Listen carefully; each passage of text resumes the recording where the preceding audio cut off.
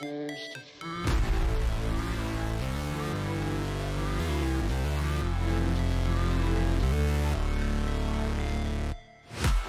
break, always fight, never quit, do it right, play the game, win it life, have no shame, there's no time, feel the pain, live the grind, I could change, in my mind, pick a lane, commit and climb, the only way to win it life, I never miss that fact, taking big. What is going on, everybody, and welcome back for week number 4 of the ECAC Top 8 Plays of the Week. Now, at this point, you're probably realizing two things. One, that's right, I'm going to be with you all season long as we jump through the best moments of every week. And number 2, wow, Septilence really only wears one thing when he's not on the clock. And I can't even defend myself, it's a comfortable outfit. Anyway, without further ado, let's jump into week number 4 and see what these players brought to the table to beat out their opponents and be victorious. Wake Forest was already up a game, there were 4 minutes left on the clock, and they just couldn't find that first point to take the lead and put them up 2-0 in the series. But in a final moment of success, Malone clears it from one coast to another and finds an open goal, giving Wake Forest the lead once again. These Champ 3 and Champ 2 is doing. I mean, seriously, look at Malone making advantages for himself. Wow. And he will put Wake Forest on the map. This game number 5 could just go their way. I just want to say Malone just said, I'm going to show you what a Champ 3 can do. All right, buddy? On a control map in Overwatch, your team must capture 100% of a point to succeed. 99 just won't cut it. King Rock from Keene University was fully aware of that and didn't just find a Death Blossom. He found a full-blown Death Garden to keep his team alive. Sound barrier to go away as well, especially now that you have your own. It's going to be a little bit more breathing room. Doesn't look like the Utica. Okay, there we are. Now it's coming up big. This Reaper has bloomed. That was just gorgeous amount of patience coming. GVSU Blue found themselves up by 5 rounds, and it's always better to turn that 5 into a 6. It's incredible, however, that this team doesn't always need all 5. It can come down to just one player and how much they can really GVS do. An Illusion delivers with efficiency. 3 in a row. No time left, even if they had the chance at Orbital Strike out of the last. This battle between Muskingum and St. Francis was insanely close. Only 3 players in a round, and there were 1 player left on both sides, both down to their final stock. Things were looking pretty strong for St. Francis, their Luigi only at 40%, but it was up to Splat to do anything but. Just keep him off stage with that Zare. Oh, if that spot right here for Teo. If that block didn't disappear, oh no way! Oh, just steps on the pressure plate. A tale as old as time, Pace White versus Pace Gold, and Pace White's morale was through the roof as they won a fight. But little did they know, this was Lofi's world, and they wouldn't be living in it for much longer. Going in with the blade. Blade is out. It's hacked. It doesn't matter though. Slashes away for 2. Looking for a 3rd. Looking for 4. Won't get it just yet on the blade. However, the slash and dash works out. Lofi's got 3. Looking for everybody else on this team. It's a white. The Inkling versus Ganondorf matchup is not very good for Ganondorf, but let's be honest, which matchups are? In this clip, we're going to be watching as JD from Fisher learns the hard way that you never really want to meet an Inkling off stage. Sooner if you don't find that kill confirm or that kill or a bomb off stage like that. That bomb angle is so good today. Yeah, that bomb angle was beautiful. Week 4 of ECAC Rocket League was absolutely insane. CMU and FC were tied up 0-0, but it was Gand who told FC they shall not pass game number 2. Side of FC, they've only got 1 player for a moment there. They're trying to recollect, they're trying to reposition, but how do you position around a pinpoint accurate shot like this? Gand goes crossbar down for the first goal. Adams in reverse backed the defense off with that. Whenever I'm on the mic for Valorant, you'll often hear the line, check your corners, repeated over and over and over again. And even with me not on the mic to tell them, I have a feeling this team may have learned that lesson. Nah, he's got to take the shot. Take it. Oh yeah, because sounds of teammates running on through and come on dive. the 4K on a completely unaware trio. And it's 11-0 right now. And those are the top 8 moments we thought deserved just a little bit more time in the spotlight of week number 4 here at ECAC. Thank you all so much for watching. If you're interested in what ECAC has going on, we got something happening nearly every day of the week. So check us out right here. Editor, it's a challenge for you. Wink, wink. And folks, this has been all from me. Thank you all so much for watching. Enjoy this, and we've got plenty of weeks down the line. Can't wait to see what comes of them.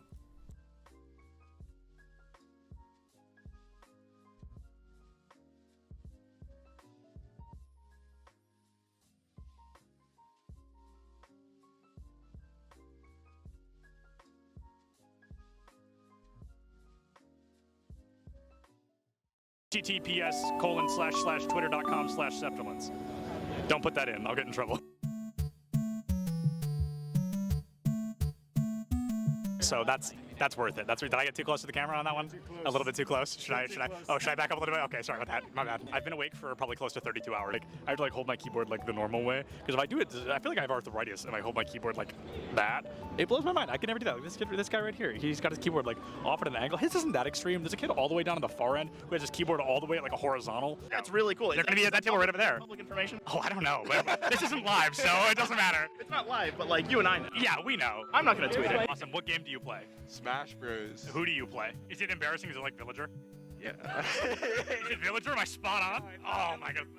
Is it the Ice Climbers? No. Is it Game & Watch? No. Is it Pichu? No. Is it Wario? No. I can keep going. I think I can name every character in the game. I believe in you. Is it, did I say the Ice Climbers already? Yeah, you said them. Is it them? Not them. Is it them a second time? No. Okay, alright. Oh, is it one of the Links? Yes, it is. Is it Toon Link? It is. Oh, that is pretty embarrassing. That is rough. Who do you play? I'll give you $20 if you guess correctly right now. First try? First try. Give me a single hint. It's an obscure character. Obscure character. Not played very often. Is it Wii Fit Trainer? Oh my god! Oh my. I'm the interviewer for a reason, baby. I do what I do. I don't need the money. I appreciate it, though. I appreciate it. So Bowser Jr., Wii Fit, and I forgot already. Are you all lying to me? Am I being gaslit? No. Bowser Jr., Wii Fit.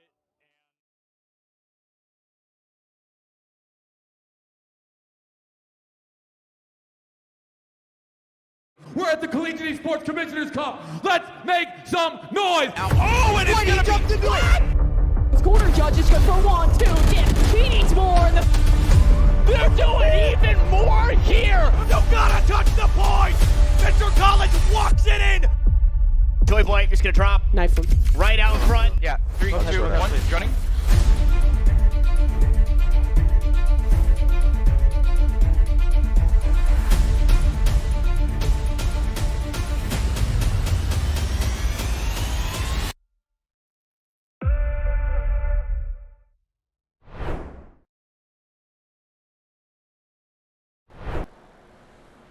Hello friends and happy Monday night. Hope you're all ready for some ECC Rocket League because it's week 3 and we have Utica and Farmingdale State University coming up in just a second. But first, I'm Mr. Bepic and I'm joined by Captain Atsoka in the booth. Cap, how you doing? Oh, I am doing just fantastic, and all is well and all is swell, because here in New Orleans, it is officially Lundi Gras. So happy Lundi Gras to all of my carnival celebrating friends out there in the world, and have a safe holiday, and especially tomorrow, get ready for Mardi Gras. But other than that, we got some Rocket League action for you here at the Esports U, and I cannot wait to get that underway. Oh yeah, we're all in the festive spirit in the green room, but now we're getting into the Rocket League spirit with some ECC action. Utica and Farmingdale State University. This is the B team for Farmingdale, but still a very good team nonetheless. Their only loss this season coming to the A team, so that doesn't really tell you a whole lot about that program, except that the A team is better than the B team, so we don't get too much in that regard. Oh, absolutely, and honestly, we're going to have some two fantastic schools going into this one today. We're going to have Utica versus the FSC. So keep in mind, they are both currently 1-1, so whoever is able to take this game is going to put their team into the positive. So even though it's still a little early on, it doesn't feel like there's a lot on the line. There actually is, because it's going to set the tone of how you move forward in the season. Exactly, and that's very important. It's the first half of the regular season isn't exactly crunch time for that postseason push, but it still is very important, like you said, for setting the tone, especially in these leagues that are fairly big, and so your opponents you may not have played before, and you have to scout on the fly. And if you can get wins against teams that you're not entirely prepared for, then you're in a very, very good spot going into the rest of the season. But getting over that 500 mark always feels good, no matter where you are, no matter who you've lost to already. And Utica and Farmingdale State looking to get over that spot when we do get started in a second.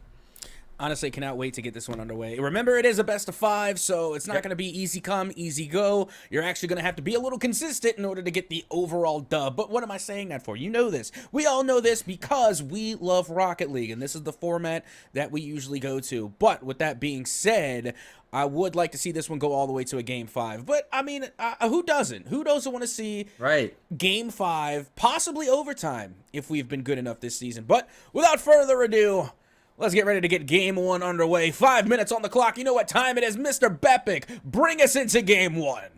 All right, Utica in blue, Farmingdale State in orange. Away we go. We'll see which side gets that ever-so-coveted fast start as Fresinator has an extra touch, a shot on target. That's a nice ball off the face-off, but it doesn't lead to a goal just yet. Good block initially.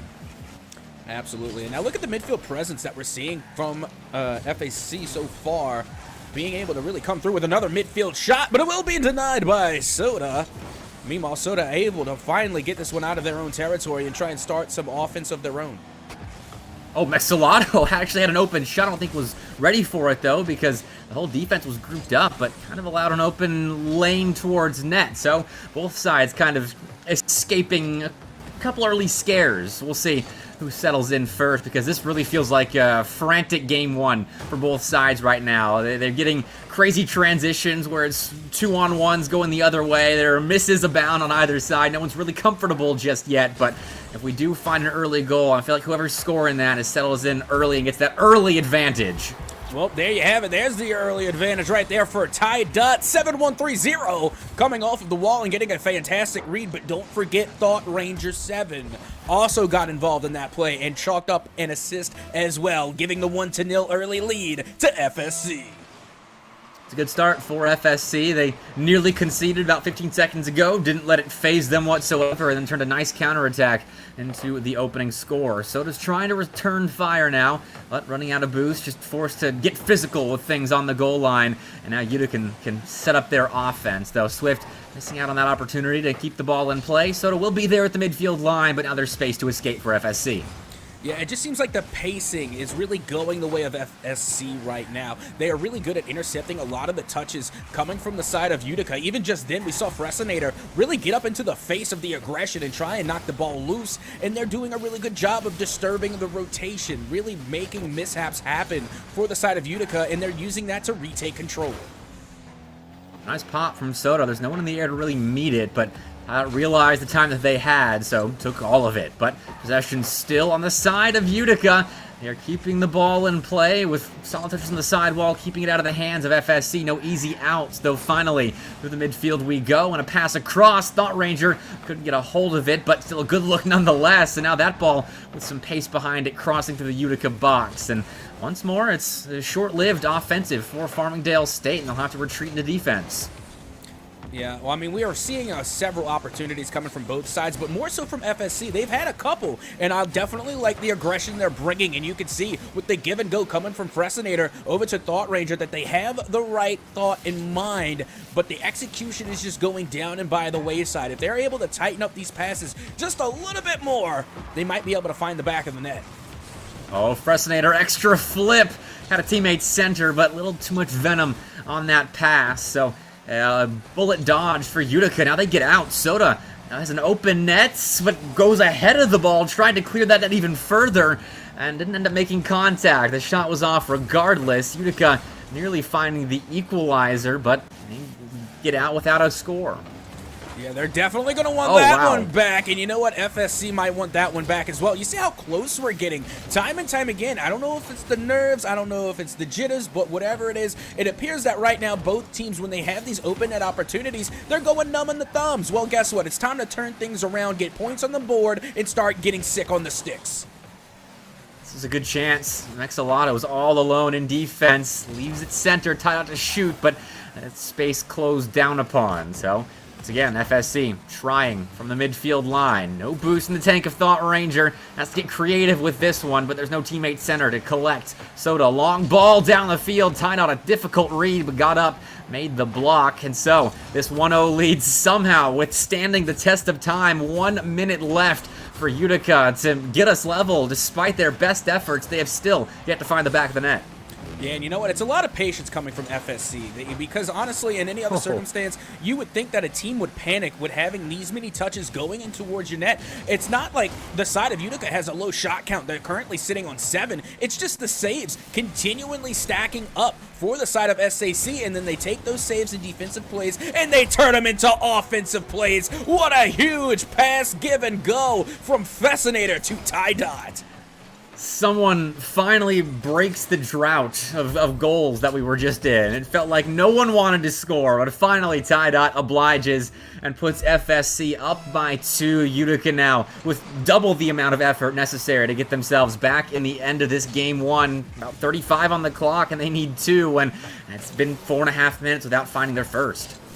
And now Ty Dot tried to go for another, but I really don't think they need it. 30 seconds left to go. They got a 2-0 lead, and they have been giving nothing to Utica thus far. So I think the fact that they managed to hold this game to a 1-0 standstill for a near 5 minutes, I don't see them being affected by another 10 seconds. The final few seconds are beginning to tick away here as this ball does go down towards the mid, followed by Thought Ranger. Now Mexalado, possible last-ditch effort to get a consolation goal, but no, FSC is going to end this one here and now, and they will win game number 1.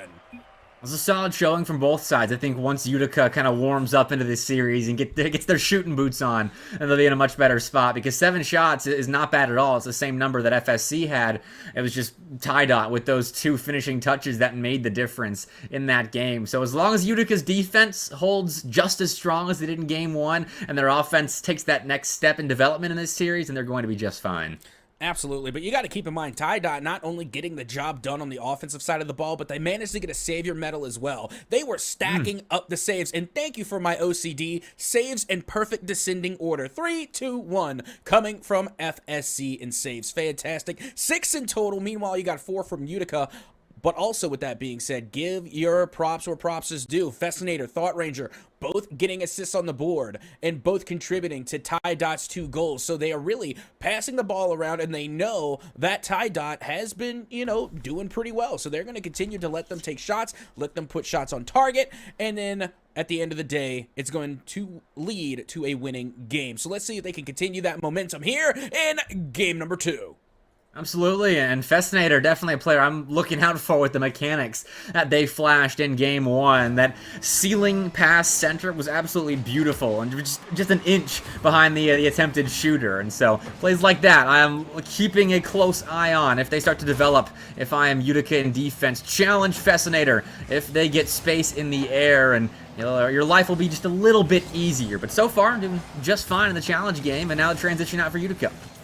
Yeah, and that was actually a great midfield presence coming from Mexalado in order to put that touch down and by the wayside. Now it is going to be Utica to try and take control of this midfield line. Mexalado again does get the touch, answered by Ty Dot, gets a save to clear it away, and now Soda trying to take control, does get past 1, gets past 2, looking for a shot on, and it will be denied. There's Ty Dot again, making a difficult save, jumping up from ground to crossbar in a matter of half a second to make a tough block on a hard shot. And Ty Dot, with that saving medal, like you pointed out at the end of game 1 at Soka, already doing work on the back line here, and in transition had a shooting opportunity, if not for Swift, clogging up that passing lane. Yeah, but hold the phone. Here comes another shot on Soda. There to get that one and stop it in its tracks. That could have been the go-ahead early goal for FSC, and now back towards the mid we go. Ooh. And the ball finally goes back into FSC territory, giving Utica a little breathing room. Follow-up good as well. Mexalado The second player up in offense for Utica, and we'll get some possession back on the Utica side. They can add some more to their possession clock stat category, but Thought Ranger has plenty of space for a bang down the field, and once again, FSC going to escape, take a shot, but Fascinator just a little bit wide there. It was a great opportunity, just couldn't quite hit the mark. Now, you see, Mr. Bepic, I don't know about you, but this game is looking a wee bit too friendly to me. I have not seen any physical play, no bumps, no demos, and honestly, I think that's why we're still scoreless. 2 buttery bagels on the board is because they're being polite. They're allowing the opposition to amount save after save. It's time to get a little mean, start bumping them out of the net and creating open net opportunities. Well, that net wasn't open because lack of physicality, like Itsoka wants. You want the bully ball out of both sides. You just blow each other up as much as possible. And you're right, I don't think I've seen a demo yet. And both defenses holding strong, so some aggression may be due here, though. Let's dive in aggression. It's not physicality aggression. There we go. Thank you, Soda. Blowing up tied out there in the midfield, but Utica can't collect. Instead, Thought Ranger does a great job of buying time and making sure FSC doesn't have to play defense, instead finding Fascinator center. Again, that back line holding strong for Utica. And now it's a fantastic pass, too, but it was an even better read from the defense of Utica in order to break that one up, and that's what they have been doing successfully. Unlike in game number 1, there were 2 pass plays that came from FSC, and they weren't denied. They both found the back of the net, so now they're starting to get up a little bit more earlier, trying to deny and intercept these passes before they can be turned into goals. Another explosion in the midfield opens up some space for Fascinator, and that ball errantly placed center. Swift would have been kicking themselves had there been someone there to shoot the ball for FSC. Instead, we go back to fighting for possessions. Volleyball instead of Rocket League at the moment. But that's a hard hit volleyball. Swift back in time. And that transition defense saving both sides now. There you go! Let's go, Ty Dot! Not showing bias to one side or the other, but finally, this is how you create an opportunity. Ty Dot literally headhunting not 1 but 2 defenders, creating an open opportunity for Thought Ranger to have an easy go-ahead goal, and now just like that, FSC has a 1-0 lead. It's criminal that Tidal doesn't get credit for that on the stat line or on the scoreboard, because Thought Ranger got the assist, Fascinator the goal, and there's no credit given to Tidal except for on stream, which is a little sad, but that's why we have these broadcasts, to give credit to the players doing off-the-ball work that doesn't show up on the scoreboard. So kudos Tidal, it's another 1-goal lead for FSC, and they were able to maintain it for a while before adding a second in. This could be just that. Though Swift grabs boost, grabs ball, gets a little physical too, though ball leaks center. Fascinator sends that ball again a little wide. Yeah, Mr. Bepic, I'm glad you mentioned it. At Psionics, add a bump stat to the scoreboard. Fun fact for anybody interested in a little history lesson, back in the days of Supersonic Acrobatic Rocket Power Battle Cards, there was a demo stat count and an achievement that you can have for getting bumps and demos. But we don't see any of that here. Still the 1-0 lead in favor of FSC. At the very least, we do have the Exterminator medal. If you get 7 demos, I think it is, in one game. But hold that thought. Soda just had a great look at nets, but the pesky crossbar gets in the way, and then Fascinator, pesky on the goal line for FSC. We were talking Exterminator, but this FSC squad can't seem to exterminate Utica. They're just pesky, hovering around the heads of FSC, waiting for their golden opportunity to tie us up, maybe take us into some overtime. Well, here we go. This could be their last-ditch effort here as the clock will officially expire. And now Soda with a huge opportunity, but Ty Dot able to get the touch to clear it away, and that will just about do it here in game number 2. Winner going to be FSC.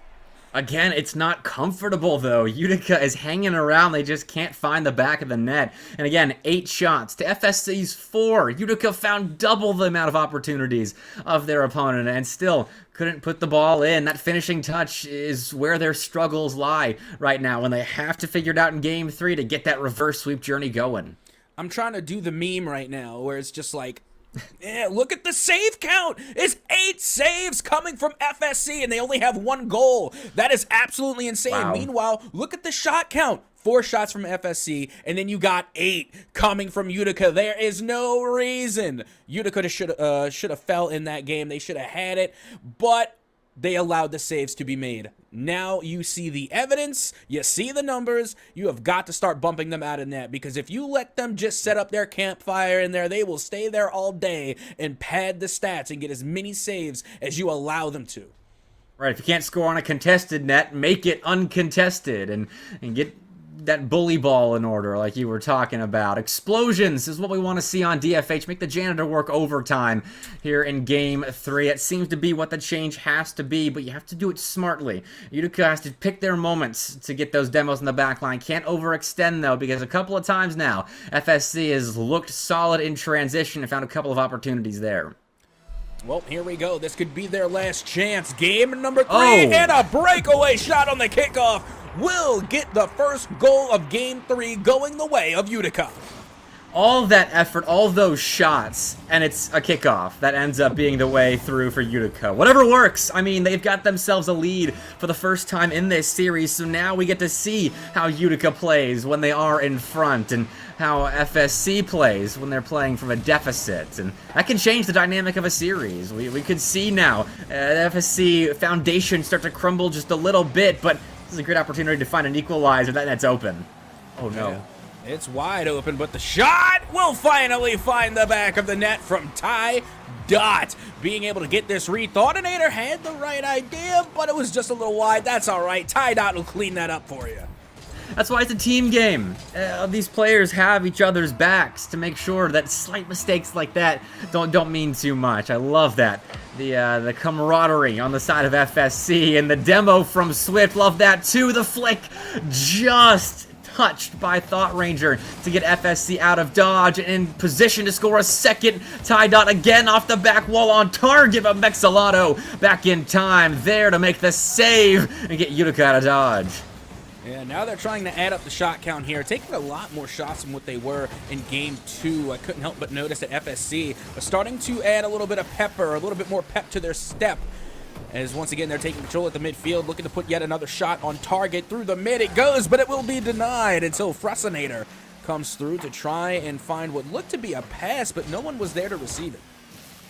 Ty Dot's going to stick with it themselves, and Mexalato the same. I love that play. In the midfield, works at center to Swift. The shot just off the double is good. Swift careens into the ball and puts it home off the glass. What a play. There we go. Now it seems like Utica is starting to wake up a little bit. That's the kind of touches you need and the heads-up reactions you need to have, especially when you're going up against this FSC squad. Make sure you patrol the midfield, get the touches out to mid, and then make sure you confirm goals. Well done to get the second goal for Utica. Utica find their way back. Once the floodgates open, they open. In a minute and 20 seconds into this game, Utica have themselves 2 goals after going about 10 without scoring 1. But Frustrator could take it all the way with a good transition here. Just so to left to beat. Frustrator one extra touch, and it works as a pass to Thought Ranger, who nails the shot. If again, not for Swift. Tied out with the rebound. Blocked by Swift again. Great pair of saves. I was about to say, how did they not get credit for that last save? It was definitely a save, but, you know, the feed was just like, nah, we're not going to give it to him. Very mean. Lazy. Very mean of the feed to not give credit where credit is due. Those save points are alongside the points you get for demos in this game. It's a little sad. But, you know, the game win is what you're playing for here. Not exactly points, and Soda can help seal it. 3-1 now. There's still 3 minutes left to play, but Utica on fire. Yeah, they're answering back in a major way, and I got to tell you, that double commit did not help FSC at all, and it really just led a huge opportunity for the side of Utica to find the back of the net, and who else but Soda to take advantage of that opportunity. Now they have a 2-goal cushion over FSC.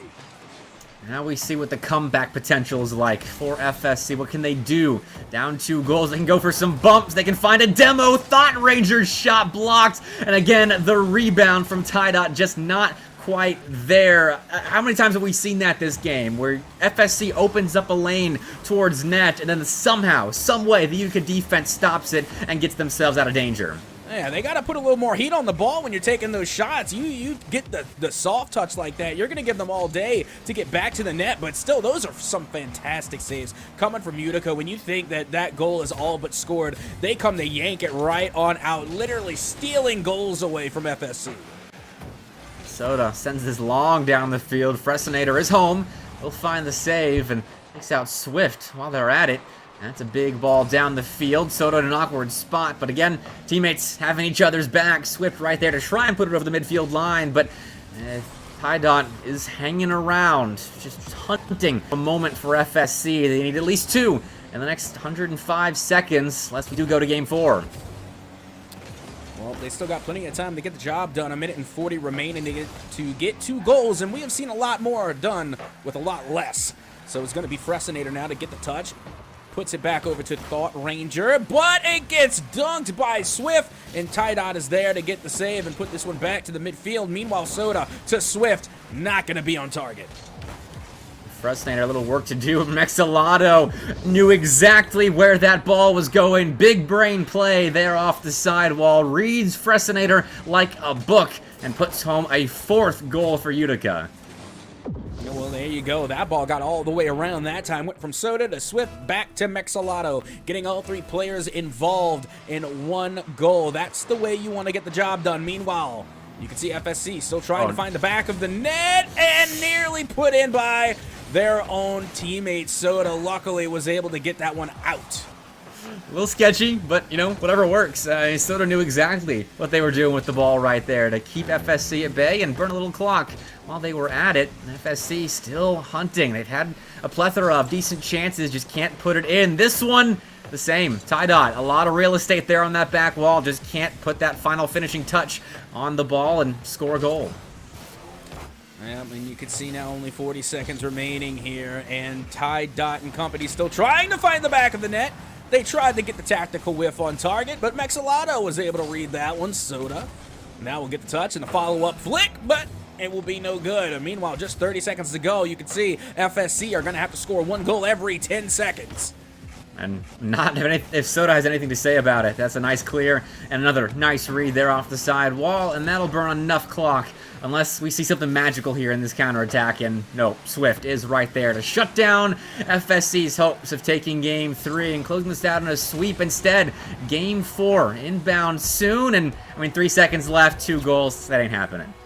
Yeah, I mean, unless we see some magical stuff, well, I hate to break it to you, this is not Hogwarts Legacy, this is Rocket League. You're not going to be seeing any magic from that remaining 3 seconds. It's a GG's going the way of Utica here in Game 3. They keep themselves alive.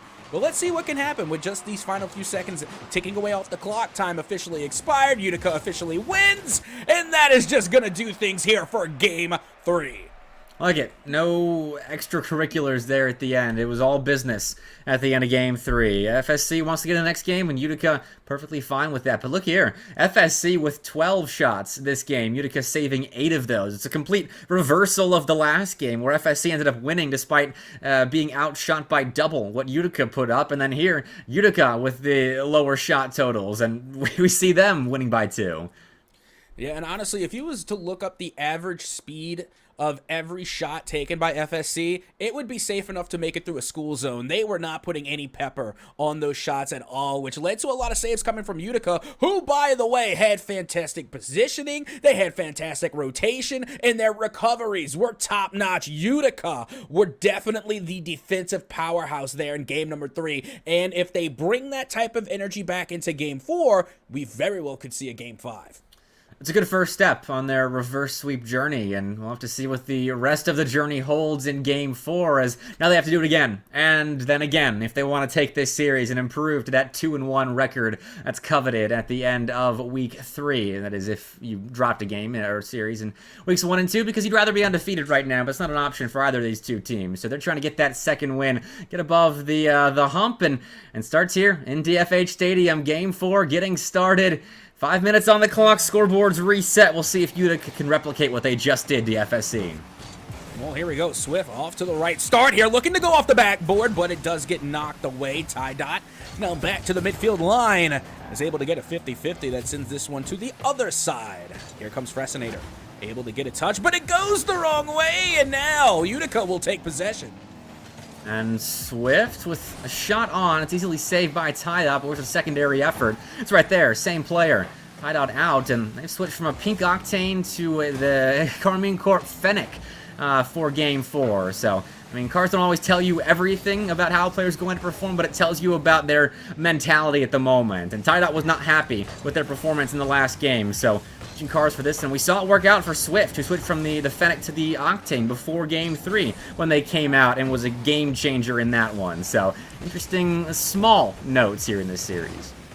Oh yeah, there are many proverbs in the world of Rocket League, and one of them is that all roads lead back to Octane, but we will see here as Mexalato is able to come through with a huge save for Utica, and now we'll continue to hold on to this 0-0 scoreline as we are beyond a minute here, and now Tidot has a huge opportunity, but it will be batted away. Soda comes through to save the day.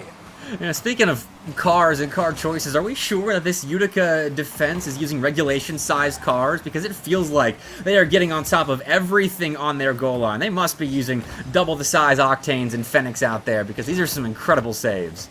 Oh, you're telling me? I feel like they got tennis racket toppers on right now, the way they're batting these balls away from the back of the net. Meanwhile, Fressinator tries to bring the baseball bat topper to the goal, but it will be denied yet again. Now Mexalato does get the touch to clear this out to the corner, but they're going to get demoed for their efforts. Straight to the Shadow Realm. Don't pass go. Don't collect 200. Just go to the junkie. Well, Mexalato's back, and they're already making a difference on the back wall. It's half clear there. Thought Ranger shuts it down as soon as it reached that midfield line. And again, Fressinator did the same thing, popping it towards net, going to follow it themselves, but two defenders up in those large cars, finding big blocks, not allowing too many opportunities. Tidot, though, instead of shooting, setting up for a teammate, and no one makes contact right there. Weird stuff in the Utica box, but the defense prevails.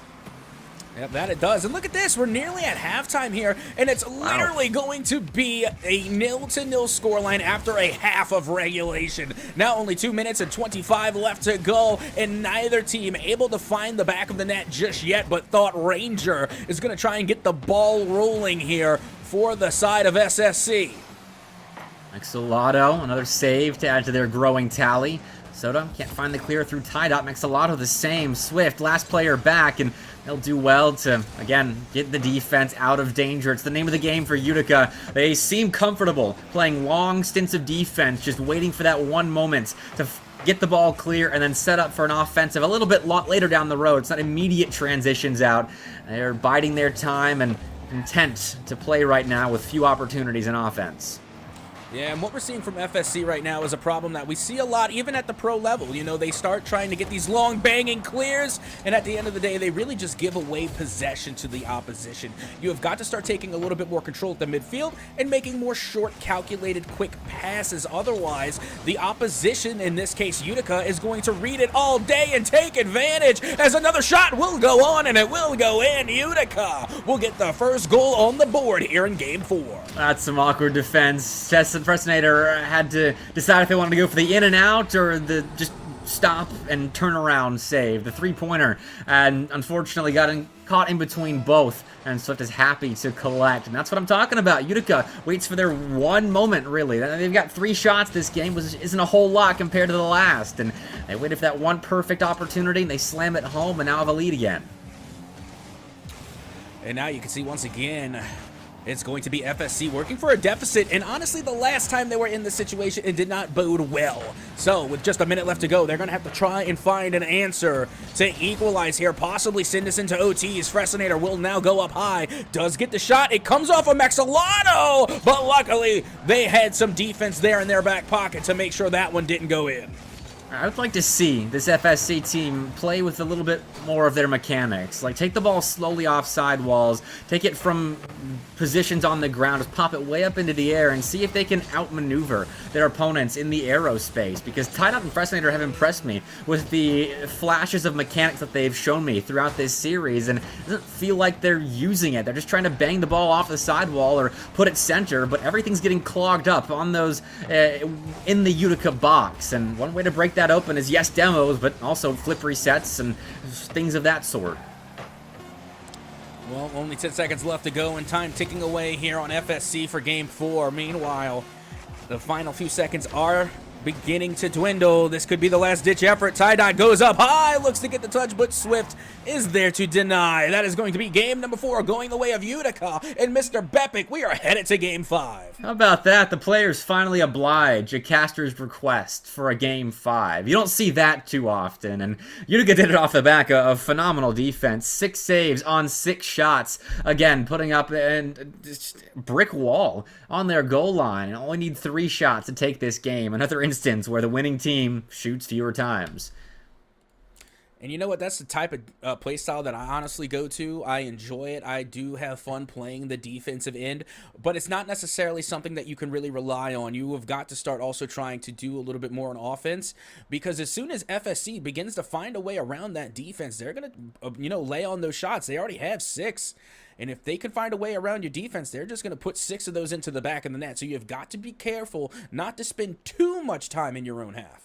Yeah, that's fair, but at this point, it's 2 games now where Utica's been able to refrain from allowing anything to FSC, anything more than what they're outputting in offense. I mean, like, they're soaking up a lot of pressure, and they're finding a lot of saves off the back of it. At this point, it feels like FSC's thrown Utica 3 balls in baseball, and now we're on the 4th pitch. Utica's just going to take it. Keep playing that same style of Rocket League that they have been engaged in for the last 2 games, because it's been working. Well, let's see if it will continue to work as we get ready to head into game number 5. This is it. We're on Champions Field. Let's get 5 minutes on the clock and find out once and for all who is going to be taking the dub here today. Well, Fressinator, with a little bit of space to work with, but again, can't do much in the way of productivity with it. And now in transition, Utica might get that golden opportunity a little sooner. Up goes Soda, and down goes the deficit for FSC. Utica will go up 1. Yeah, this does not look like a good start for FSC, but it looks amazing for Soda, who was able to get the up and over the FSC defense in order to get to the back of the net. And now they have that 1-goal lead very early here, only 13 seconds off the clock. And now Soda looks to get 2, and there you go. It is now 2-0 in favor of Utica. And now Utica really can turtle up in defense and soak up all that pressure again, because they've got themselves a 2-goal cushion in the first 16 seconds. We are watching FSC nightmares unfold live on Twitch in real time, because Utica have not really done too much in the way of get themselves offensive chances. Just really 1, and then off kickoff their 2nd. And FSC have to find an answer soon, because they have been not so happy in the offensive end for a long while now. And well, you can see the defense still holding strong here for Utica. Meanwhile, the follow-up shot will once again be denied, and Mexalato now has a breakaway opportunity. Not sure if they have a lot of boost to work with here. Goes off the side, puts it to the mid, but Thought Ranger is there to put that one right back down. Now Ty-Dot can clear, beats Swift. Thought Ranger couldn't quite get to the ball, and so Fressinator called into action. A second touch will pop the ball out center. Thought Ranger in for the shot. It's slow and saved by Swift. In comes Ty-Dot. Free space in the air, and finally, FSC break their silence with a roar. 2-1. Yeah, Ty-Dot here with great shot placement. This was the only place they really could have put it. A kiss right off the crossbar. Other than that, it's probably going to get saved and cleared away. So great on Ty-Dot in order to confirm that first goal for FSC here in Game 5. And now that 2-goal cushion for Utica is officially gone. What will Swift do about it? Just a soft touch center, and Fressinator allowed to shoot, though. Hasn't been too big an issue for Utica to deal with. Another big save by Soda. Thought Ranger, the deft touch, but instead it leaves Fressinator in the 1v2. Though Soda's shot goes a little wide there, but that means possession for Utica as they hold on in the corner. They'll try again. Yeah, and I don't know if you noticed, but that was actually huge. Being able to boost starve the entire team of FSC just now. Literally, it was Utica that ate up all the corner boosts there. And finally, you can see Fressinator does get a full tank and is able to put the ball right back into the half of Utica, but not before the return volley follows through for Utica. Now another shot on that will be saved and cleared away by Ty-Dot. Oh, Ty-Dot has some space here in transition and 2 teammates to work with, but loses control at the last second. That ball slips off the hood, and that'll take out their frustration on Swift, but are taken out themselves. So a fast rotation back for Ty-Dot, who now sits in the net to defend against Mexalato, who goes high, but that means the ball isn't in a spot to shoot for Swift, and we will slow down now in the FSC corner. Soda breaks it wide open, though, with a ball on target. Fortunately for FSC, Tidot was home. And here we are, halftime. 2 minutes and 30 officially gone here in regulation, and only 2:25 remain. And we see FSC still down 1 and still looking to equalize. Meanwhile, that shot looked good, but it barely nicks the corner. And FSC constantly being strangleheld into their own half. Double commit, not going to help their efforts of breaking out of that stranglehold. And, well, Thought Ranger, we'll get them out of dodge, so that's nicely done, and almost capped off with an equalizer. Tidot using some pinball strategies to put that ball home. Don't know how it worked, but we're tied. Well, let's take a look. Tidot able to put this one down. It's on target, hits off the sidebar, and then hits off a Soda. I mean, that one necessarily shouldn't have gone in, but it does say in Rocket League Proverbs that we take those. Yes, we do, especially when it gets us a very entertaining end of Game 5. Oh, the lead right back in Utica's back pocket. Swift off kickoff, scoring the third. Yeah, Swift showing them how it's done right here, making sure that they find the back of the net. They don't need any extra help. They're going to put that one right in front of the sidebar and give Utica once again that 1-goal lead. That is an important 1-goal lead because the pressure starts to build as we get deeper and deeper into this final game of the series. Again, a second win on the season awaiting whoever can end this game with more goals. And right now, Utica in the best spot for that, but 2 miss, and Tidot playing janitor in the blue box cleans up to tie us up. Yeah, unfortunately, those whiffs were not too tactical. That left an open opportunity for Tidot to once again find the back of the net and tie us back up at 3 apiece. Only 1 minute and 44 left to go. And if this continues to go the way it has been, we may just see that Game 5 overtime. I hope you are all entertained. A shootout in Game 5 is my favorite type of Game 5. Goal after goal. Still good plays being made on both sides. Just productivity on both ends. Keeps things spicy. 90 seconds left. Tidot looking at a little more spice to the recipe of this Game 5. Though loses control as the defense gets in the way. Thought Ranger in and straight down for the score. FSC in the lead. Yeah, and you got to look at this. Frestinator there being able to get involved and really force that touch to go up high, putting it right towards the mid. Just a fantastic pass and a good cleanup there coming from Thought Ranger to get the go-ahead goal and the lead for FSC. Feels good for Thought Ranger because so many times has the ball been popped up in the mid like that, and Thought Ranger hasn't been able to get a hold of everything, and that leads to saves. But right there, in the instance where their team needed that kind of ball the most, get it to go, and now Tidot can just expand on that thought even further, but Soda is in the way. Utica, they're finding saves right now, but they need transitions. They need a goal at the very least to get us to OT. And that shot looked good. You know, I like the mindset, trying to go for the Phillip flip reset, meanwhile trying to also get the read off the backboard. It was a tough shot, but it definitely would have been a game changer for sure. Meanwhile, Soda will take control here, trying to find a highlight reel shot of their own in order to equalize as they are still down 1 with only mere seconds remaining here in Game 5. A nice pass. Frestinator couldn't do much with where that ball was, so instead, using the teammate utility. Pass center. Thought Ranger will add the lead to 2 for FSC, and that is a big, big counterattack for Farmingdale State. And that was a huge pass coming out of the corner from Tidot, really being able to take their time, ice in the veins, no panic at all, and was able to get that pass out to the mid, and that was just a fantastic showing from start to finish, and now that 2-goal cushion will be going the way of FSC. Chance to cut it down to 1. Mexalato has their shot saved. That missile stomached by Thought Ranger. Right back to it, though. Swift popping the ball up, and Tidot over it, trying to smother any chances of a comeback here for Utica and smother the reverse sweep hopes of their opponent. That'll seal it. Frestinator making sure Farmingdale State will not drop 3 straight, and they get the 2 wins on the season. Yep, that they do, and a well-deserved win. They were a little shaky there looking for games number 3 and 4, but they finally put their head right on for Game 5, and they were able to take away the win the last few seconds, and there it is. It will be the game and the series for FSC. What's crazy is that that was the first game where the winning team had more shots than the losing team. FSC finally broke that pattern and broke the, unfortunate for them, pattern of losing 2 straight in Game 5. It was shaky for them, but they do get out alive.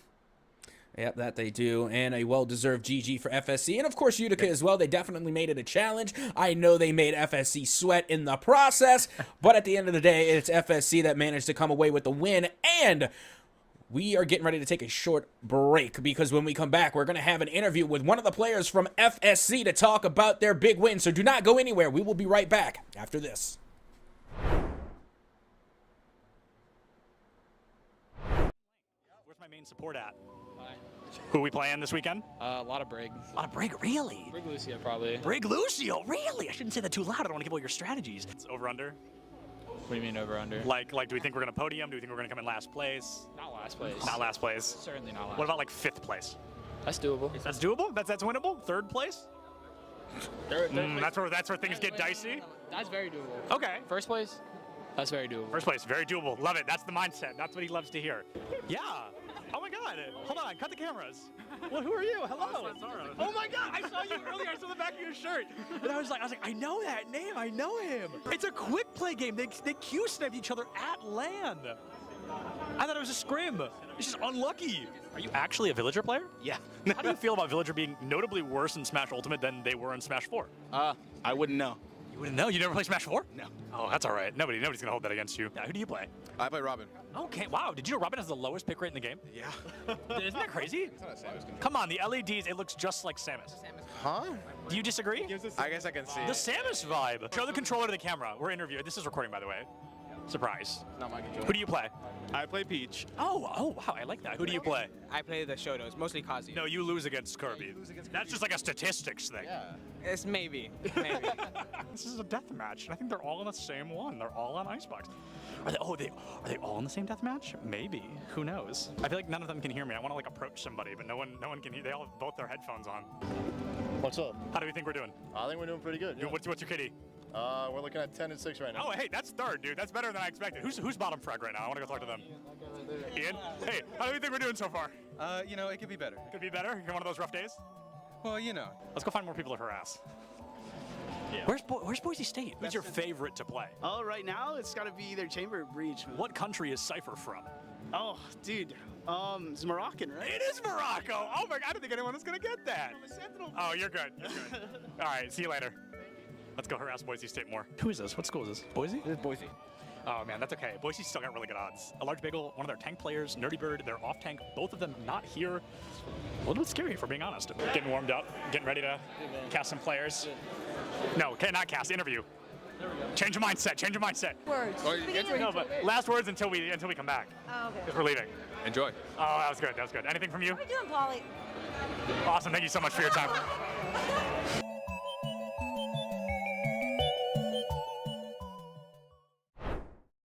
Welcome everybody here to the top 5 plays of the week from Esports. Klutchki here to help you bring those 5 plays, and we got one from each game lined up. Let's start with play number 5, and this one takes us to Rocket League, where the Bulldogs of Louisiana Tech and the SUNY Poly Wildcats squaring off. But for the Bulldogs, they show us why the saying goes, teamwork makes the dream work, with insane passes and a goal to end it. The options have to go and recover defensively because that's a big long clear.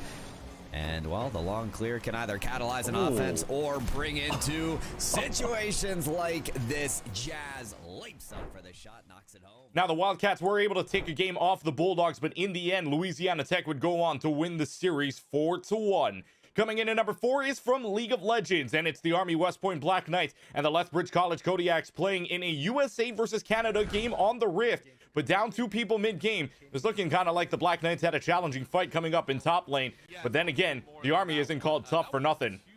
2v4, by the way. Now a 3v1 into another 3v1. This is Army West Point just doing the duty list, right? That is almost a full ace.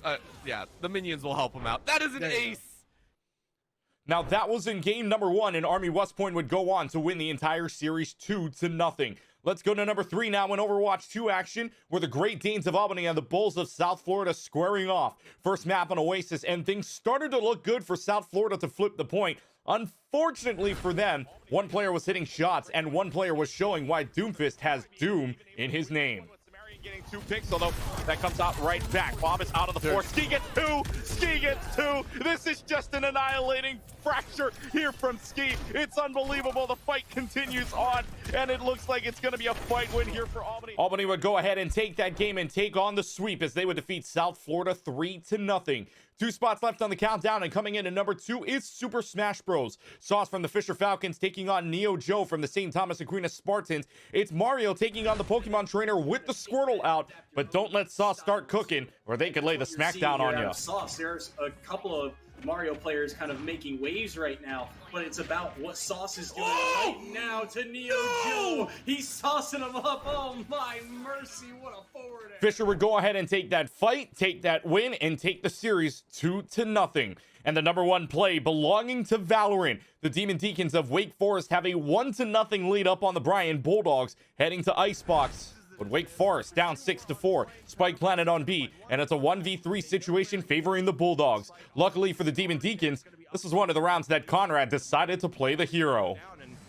Are they just going to leave this? Are they playing for Hunter's Fury potentially? They are. And there's the shot from Aimbot, though. This is going to be extremely dangerous. He's going to be able to find him. Does he have time? Now that match would go on to map number 3, and Conrad would also get an ace on that last map, but it wasn't enough as Brian would win the series 2-1. They're going to have just a little bit more than that, a second and a half, I think. And that's it for the top 5 of the week from Esports U. We'll see you back out there for even more games. And until next time, this is Clutchkey from Esports U signing off.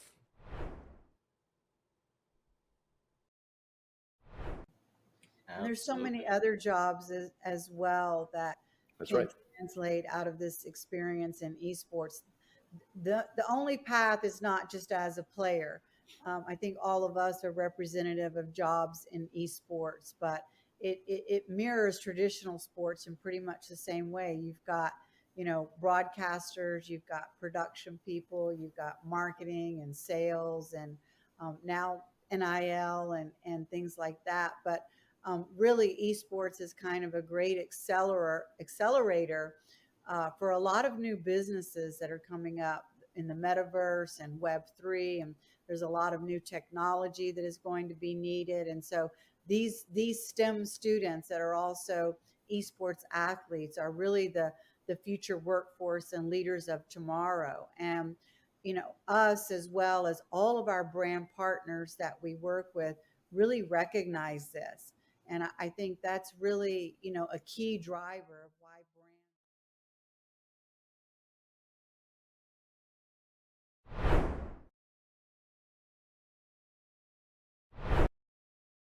Welcome back to ECC Rocket League, presented by Esports U. We've got one of the members of the winning team of Farmingdale State with us, Thought Ranger. It was a close series. It went all 5, but you got the dub. How you feeling?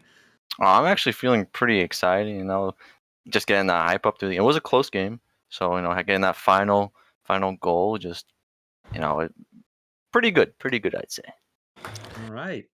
Yeah, and just to kind of start things off, I got to ask you, things were getting a little shaky there. It looked as though you were going to get the sweep, and then all of a sudden, hold the phone, a reverse sweep start to appear, kind of, for Utica, but y'all managed to come together at the end. I got to ask, what was that like, being able to really come through in that Game 5 and confirm your win? Well, yeah, of course we had to, make it interesting for the stream, but okay.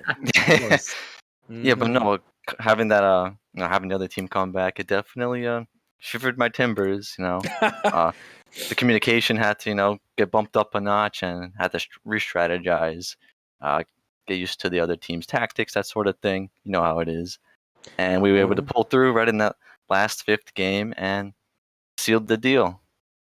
All right, now speaking of these games, I got to ask, because it seemed a little unorthodox to say the least, because a lot of the times when we watch Collegiate Rocket League, it's all shots, all gas, no breaks, all aggression, and all offense, but it appeared to be that this particular series was all defense. I got to ask, what influenced that to really start playing a lot more defense and really stacking up the save count? Well, I mean, it was kind of interesting. As a team, we were definitely fumbling the ball a little bit. No pun intended. But like as a sort of like I don't know, we ended up kind of just falling back to our net and with that unable to get boost, that sort of thing, and get the ball out to their side. We kind of just caved into the pressure, and that's where you saw the defense pretty much being the only thing we were doing. A little bit of panic, that sort of thing.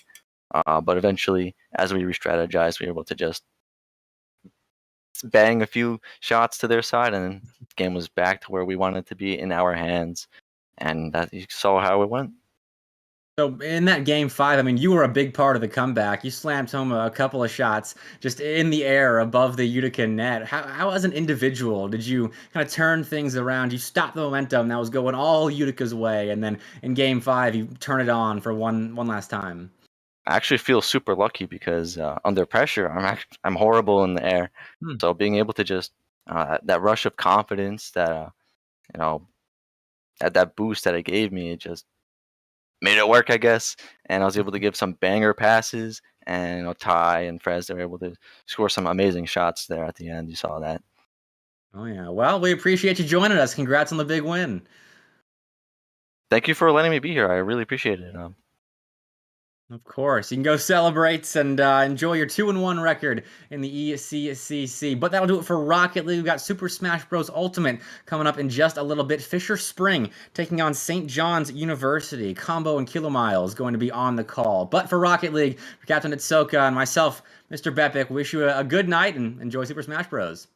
Again, thank you for the mic. Good night to everybody and to the audience. Yeah, good shit, guys. Have a good one.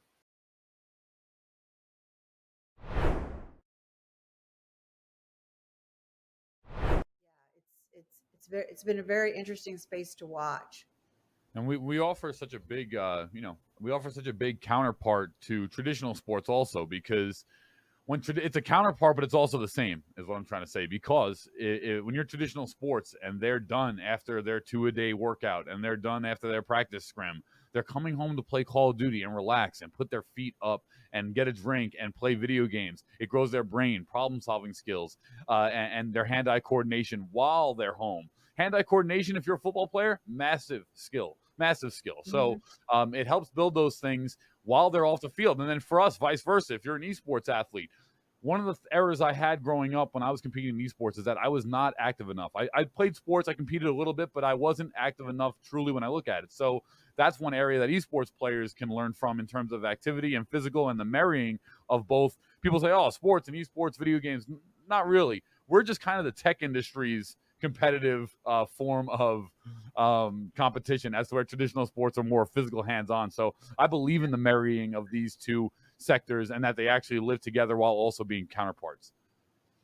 Well, I think then to speak to something about marrying, right, from traditional to esports, that to me speaks to this whole new thing, at least again from you guys, right? You guys have more traditional sports background, right? Paul, Lee, Mike, and all of that. But I think let's talk NIL then, because I think that's something that I think is really interesting, that at least when I heard about it, right, of what we're trying to do with, esports athletes, schools, programs in general, because it wasn't something you would think normally, right? You could understand, right, football player on the field, star quarterback, it makes sense, right? The guy is somebody that everybody knows on campus, whether you're on the team, off the team, or you're just going to the school, it makes sense. But I think, nowadays it's not as common, or people don't think that they could be somebody that their name is out there, right? Or that they're known, right? As we're growing the space, as we're putting this together, it almost feels really interesting that, your star entry in Valorant, or your star forward on Rocket League, right? Whatever the case might be, now they can have NIL deals. It's a thing out there. And I think, I don't know, maybe Mike, you want to start off? But I think, thank you for teeing that up. So I was talking for too long. I forgot to bring NIL into the mix. So it's a common occurrence, occupational hazard. So I would say that, so NIL for I'm sure most of you watching understand what it is. But NIL stands for name, image, and likeness. Name, image, and likeness, that term has been utilized to describe the transition of traditional student athletes, NCAA athletes, and their ability to monetize their name, image, and likeness. It went live July 1st, 2021, and it has continued over the course of the last nearly 14 months now. It's an interesting term because it's been co-opted to describe the NCAA's approach to student athletes being able to make endorsement money or be able to monetize any part of their name, image, and likeness. But it's been around forever, right? We've had athletes endorsing brands for over 100 years. Babe Ruth of the New York Yankees was endorsing brands 100 years ago, and it has continued onward from baseball cards all the way through now, where we have lots of different integrations of how influencers can monetize their followings. So what I would say on the traditional side is it's still a very young space. There are a lot of stories out there regarding NIL that tend to focus on the negative or how out of control, I put in air quotes, it has gotten. But there is still a burgeoning marketplace for many more student athletes that are involved. About 17% of NCAA athletes are currently involved in NIL, but 65% more than that want to get involved and are curious how to get started. On the flip side, brands are challenged with a few different things in this space. There are 10,000 professional athletes in the United States. Once July 1st, 2021 hit, and you dump every NCAA athlete into that space, that's another 500,000. So brands that maybe didn't have a dedicated athlete strategy when there were 10,000 now have 500,000 plus that 10,000 to figure out how to activate who they are. That's a lot. I understand brands' hesitancy in some instances, but I can tell you that companies like us are on a daily basis educating brands and student athletes as to the software you can use, the types of activations you can get involved in, and how to utilize your followings, or if you don't have to or want to be a social media star, are there ways in which you can monetize it? Now, I know I described that under the umbrella of the NCAA, but I see it as being no different in esports. I think there are massive opportunities for people with followings to be able to use that and connect with brands. I think a company like us can help you to do that. And then beyond that, we can make sure that those transactions are safe for you. I think there are opportunities, not just at the individual competitor level, but at the program level to have a sponsorship go to that. I'm sure some of you out there listening and watching already have deals like that in place, but I think we can continue to enhance, augment those deals and make them more comprehensive and make them, first of all, I think product deals are perfectly fine, but I think we can get beyond that and grow some of these deals to a greater extent. Paulie, thoughts on that?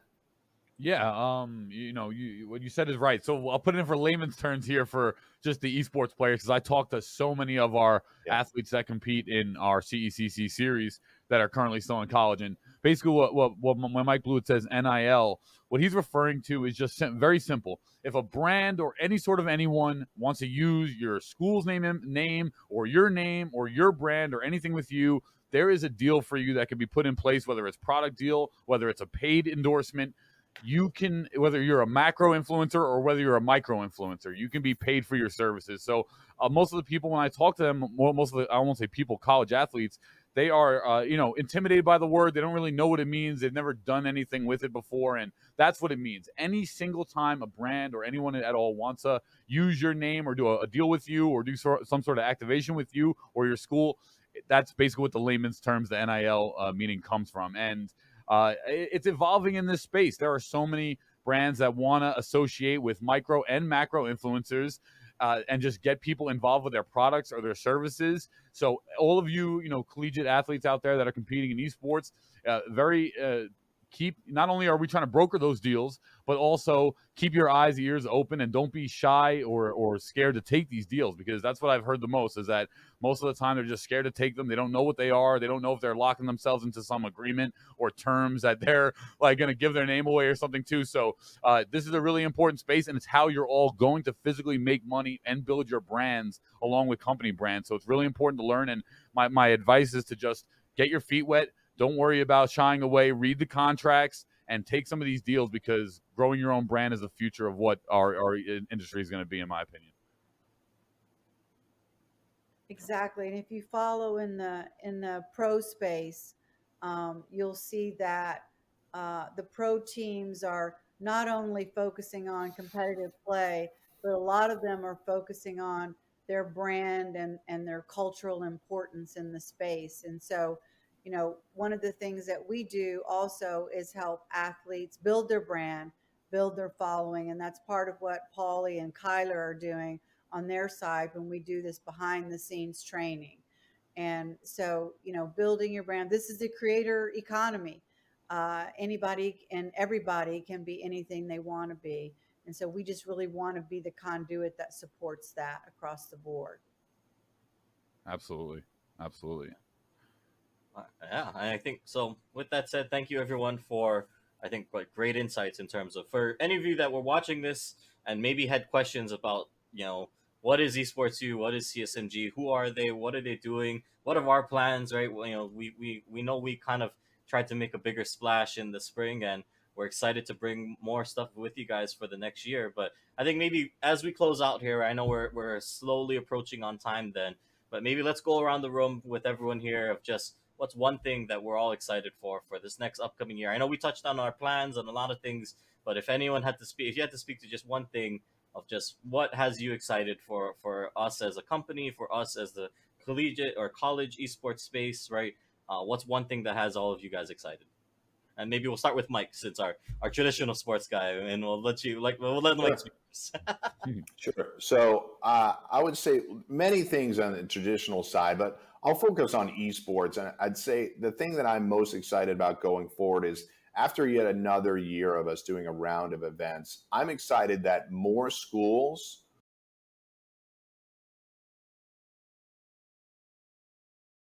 We're at the Collegiate Esports Commissioners Cup. Let's make some noise. Oh, and it's gonna jumped into it. Corner judge is good for 1, 2. Yeah, he needs more. They're doing even more here. You gotta touch the point. Mr. College walks it in. Toy Boy is gonna drop. Knife him. Right out in front. Yeah, 3, 2, 1, running.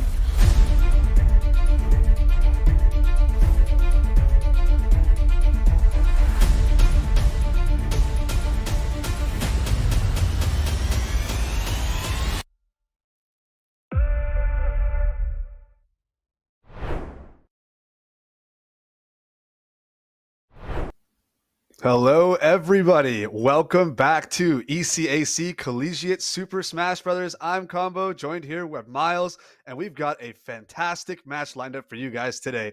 St. John's versus Fisher College. How are you feeling about that one, Miles?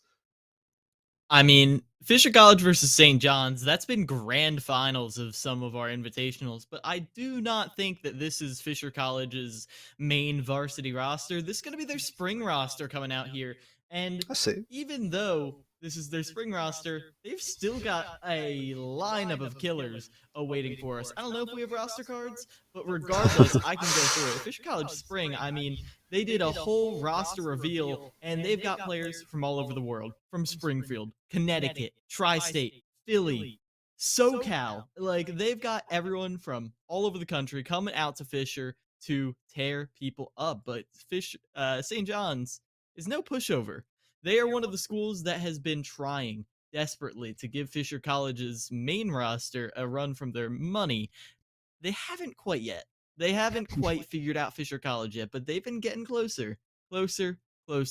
Let's see if they can get this win tonight and take one more step towards that crown. Yeah, I mean, Fisher College is a place that, reputation precedes them. They've taken name after name, title after title. So St. John's inching ever closer, trying their best to tackle that giant. Now having a spring roster to kind of test their mettle with. I'm really, really excited to see.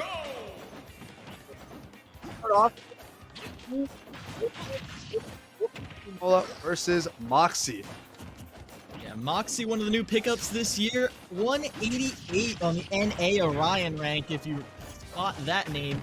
And they're looking to, well, make their debut in collegiate. However, Loa Mola is not making it easy for them. That falling there gets an opening, but the juggle situation, Moxie just disengages, doesn't go in too hard in the paint with Arsene out to play. Now keeping it, trying to go for a hard edge guard here. Wolf's recovery definitely super abusable, and Joker has absolutely no issues trying to go for a strong edge guard effort, but Wolf is able to return to mid-stage. Now they're just playing the dance of moves, get one nair forward tilt conversion. Wolf is not able to take it too far, gets hit by the Arsene side B. They're going to clash mid-stage, get a forward throw. Wow! Hard commits to a roll-in read with that forward smash. Doesn't get anything off of it. Third throw in the last 10 seconds. Tries to go for a ledge stroke back air, doesn't quite, gets back air for his own troubles instead.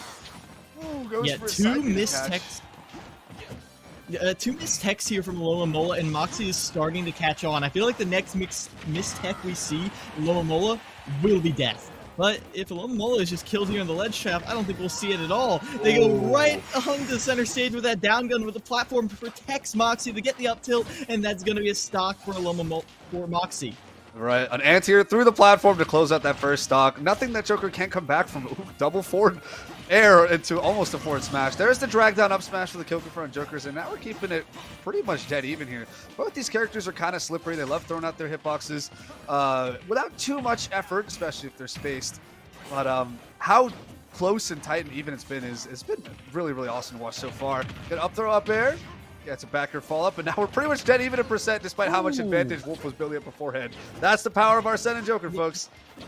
Loa Mola is doing every little thing they can to keep their advantage, stalling in the air with the guns and catching out that jump air dodge. Loa Mola is getting full option coverage, but now Arsene is gone, and a forward tilt puts Loa Mola towards the edge. You can see Moxie trying to space forward airs, back airs, but instead they get counter hit. Can Loa Mola finish the stock here? Avoids the forward smash. Yeah, we love that safe Wolf forward smash on shield. Whiffs and up smash, gets punished hard for it. Not quite enough to kill, though. That Arsene was really missing right there. There's a back air. Nice and chunky. Not enough to take the stock either way. Both are definitely in kill percent, but Wolf threatens a lot harder. There's the back throw. Going to close out that stock. Arsene was almost back up for Loa Mola there, but we're going to have to work the way to build that Rebels gauge yet again.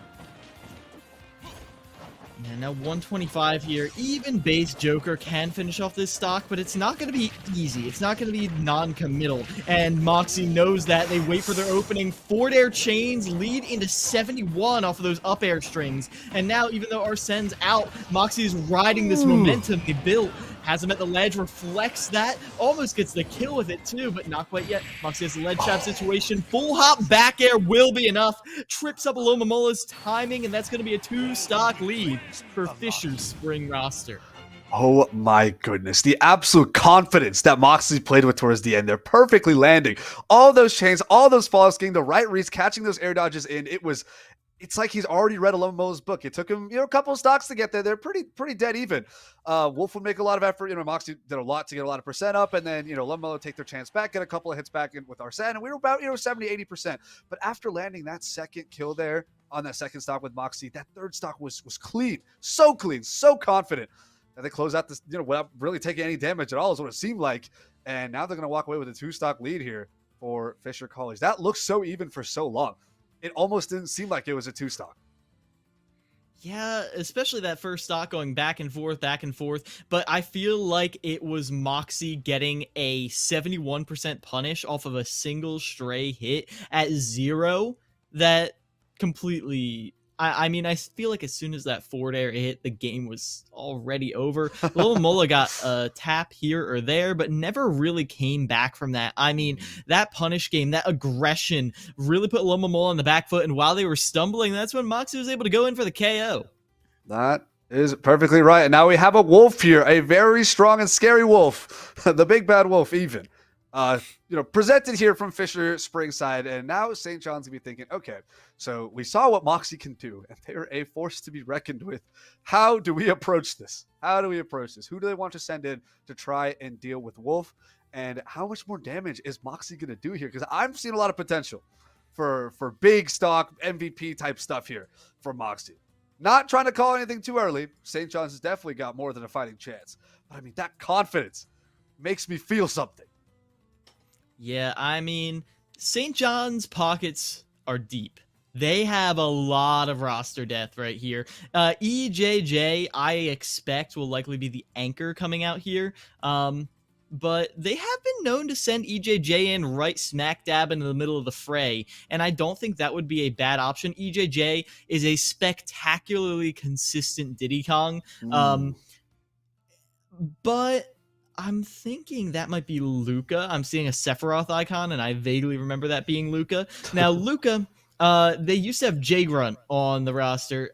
J Grunt, very prominent Greninja from up in Tri-State. And then Luca came along and is a very prominent Greninja from up in Tri-State. And all in all, Luca has filled the shoes that J Grunt left and more. Some of the clutch plays I've seen from Luca in the past, and honestly, hype plays. Greninja's hit and run play style. Okay, so that is EJJ. Never mind. That is a Diddy Kong. That is EJJ. I misread that tag. Unless they've got another Diddy Kong in the back pocket, but EJJ right in the middle here, I like this because I feel like EJJ's got a good shot against Moxie and can definitely ride this momentum further in.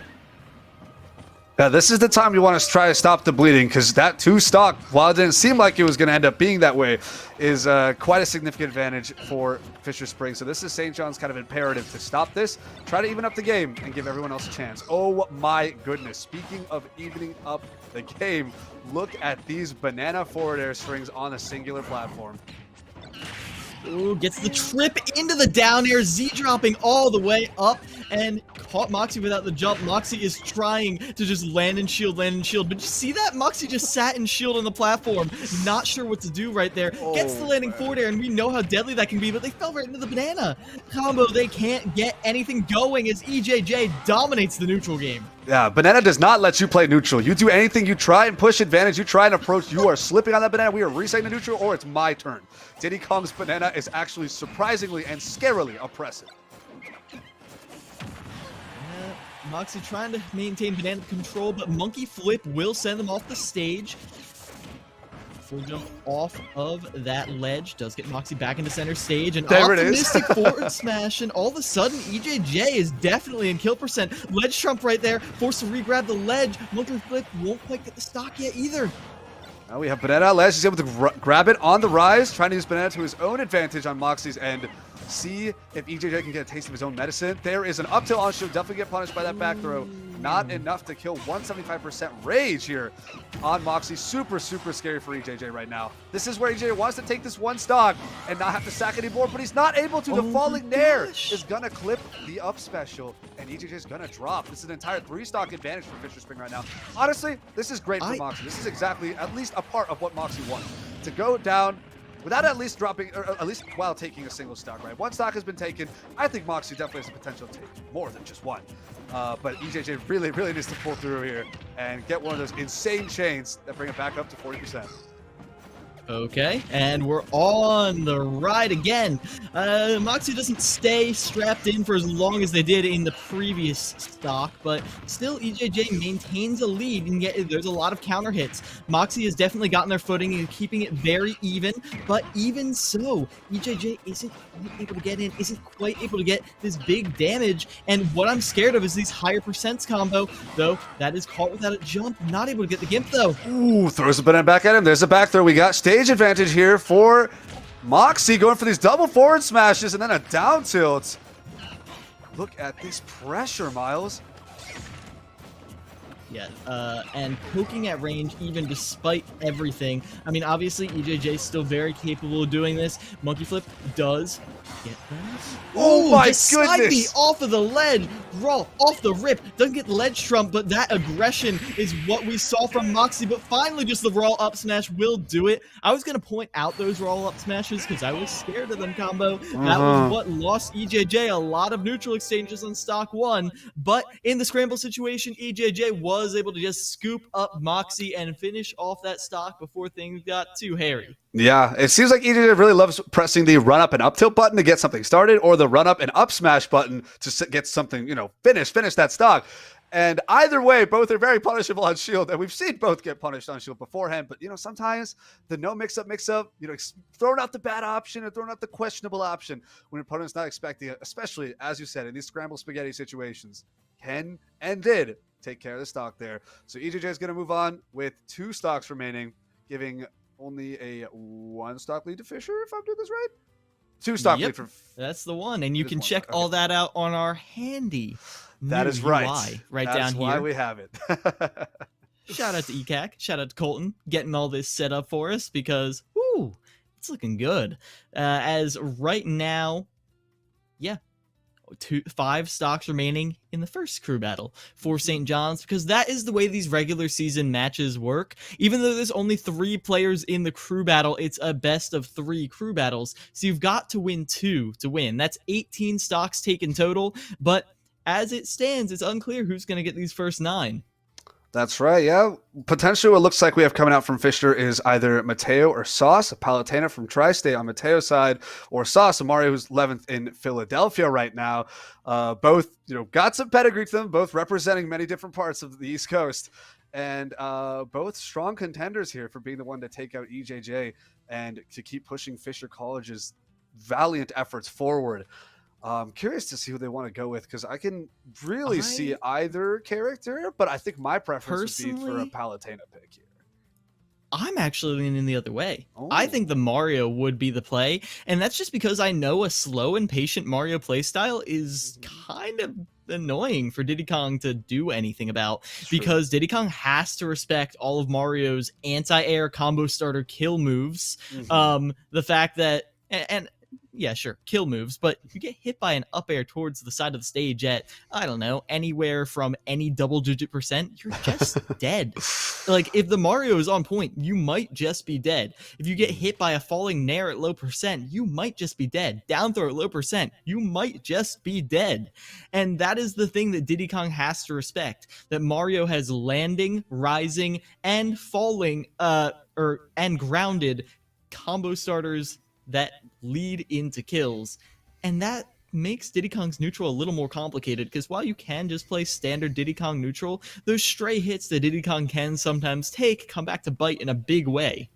I'm seeing it. I'm seeing what you're saying now. I was thinking a lot about the neutral game and the banana pressure, but we also did, recognize EJJ is quite aggressive. And so having a Mario sit back and go for heavy punishes would be really nice, but I still feel like Palutena kind of runs all over Diddy Kong on the neutral game, particularly because of her disjoints and her shields, with things on dash attack and back air, and her neutral air, comboing into itself and covering, most options that Diddy Kong has.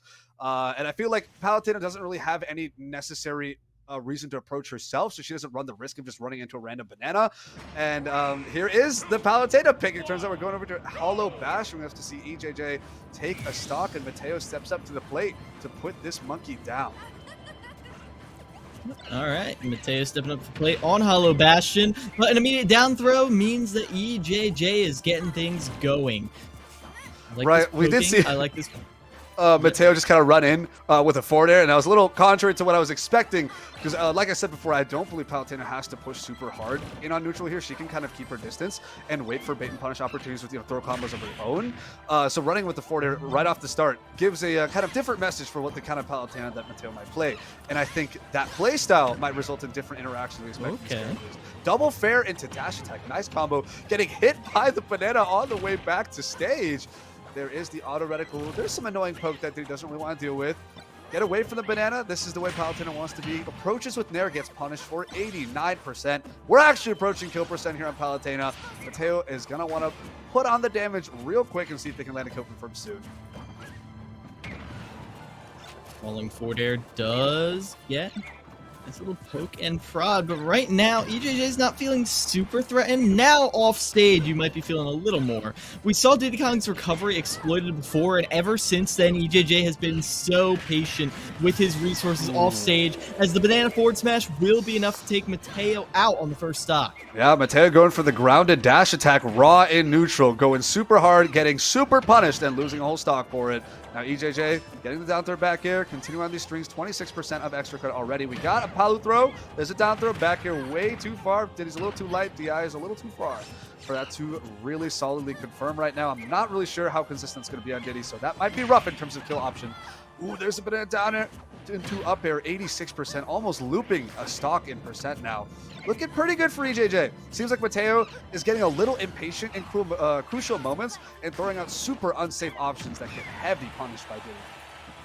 like I said, EJJ dangerously consistent. The fact that even in high pressure situations, EJJ keeps his cool, well, not quite cool there, get caught in the explosive flame, but even so, when you start to go down, when the quality of play starts to go down, maybe just a little bit, unnoticeable amounts, that's when EJJ shines, because EJJ doesn't really usually get that. But Mateo is coming back on this last stop right here. Oh my goodness! Caught by the banana fresh out of the pocket.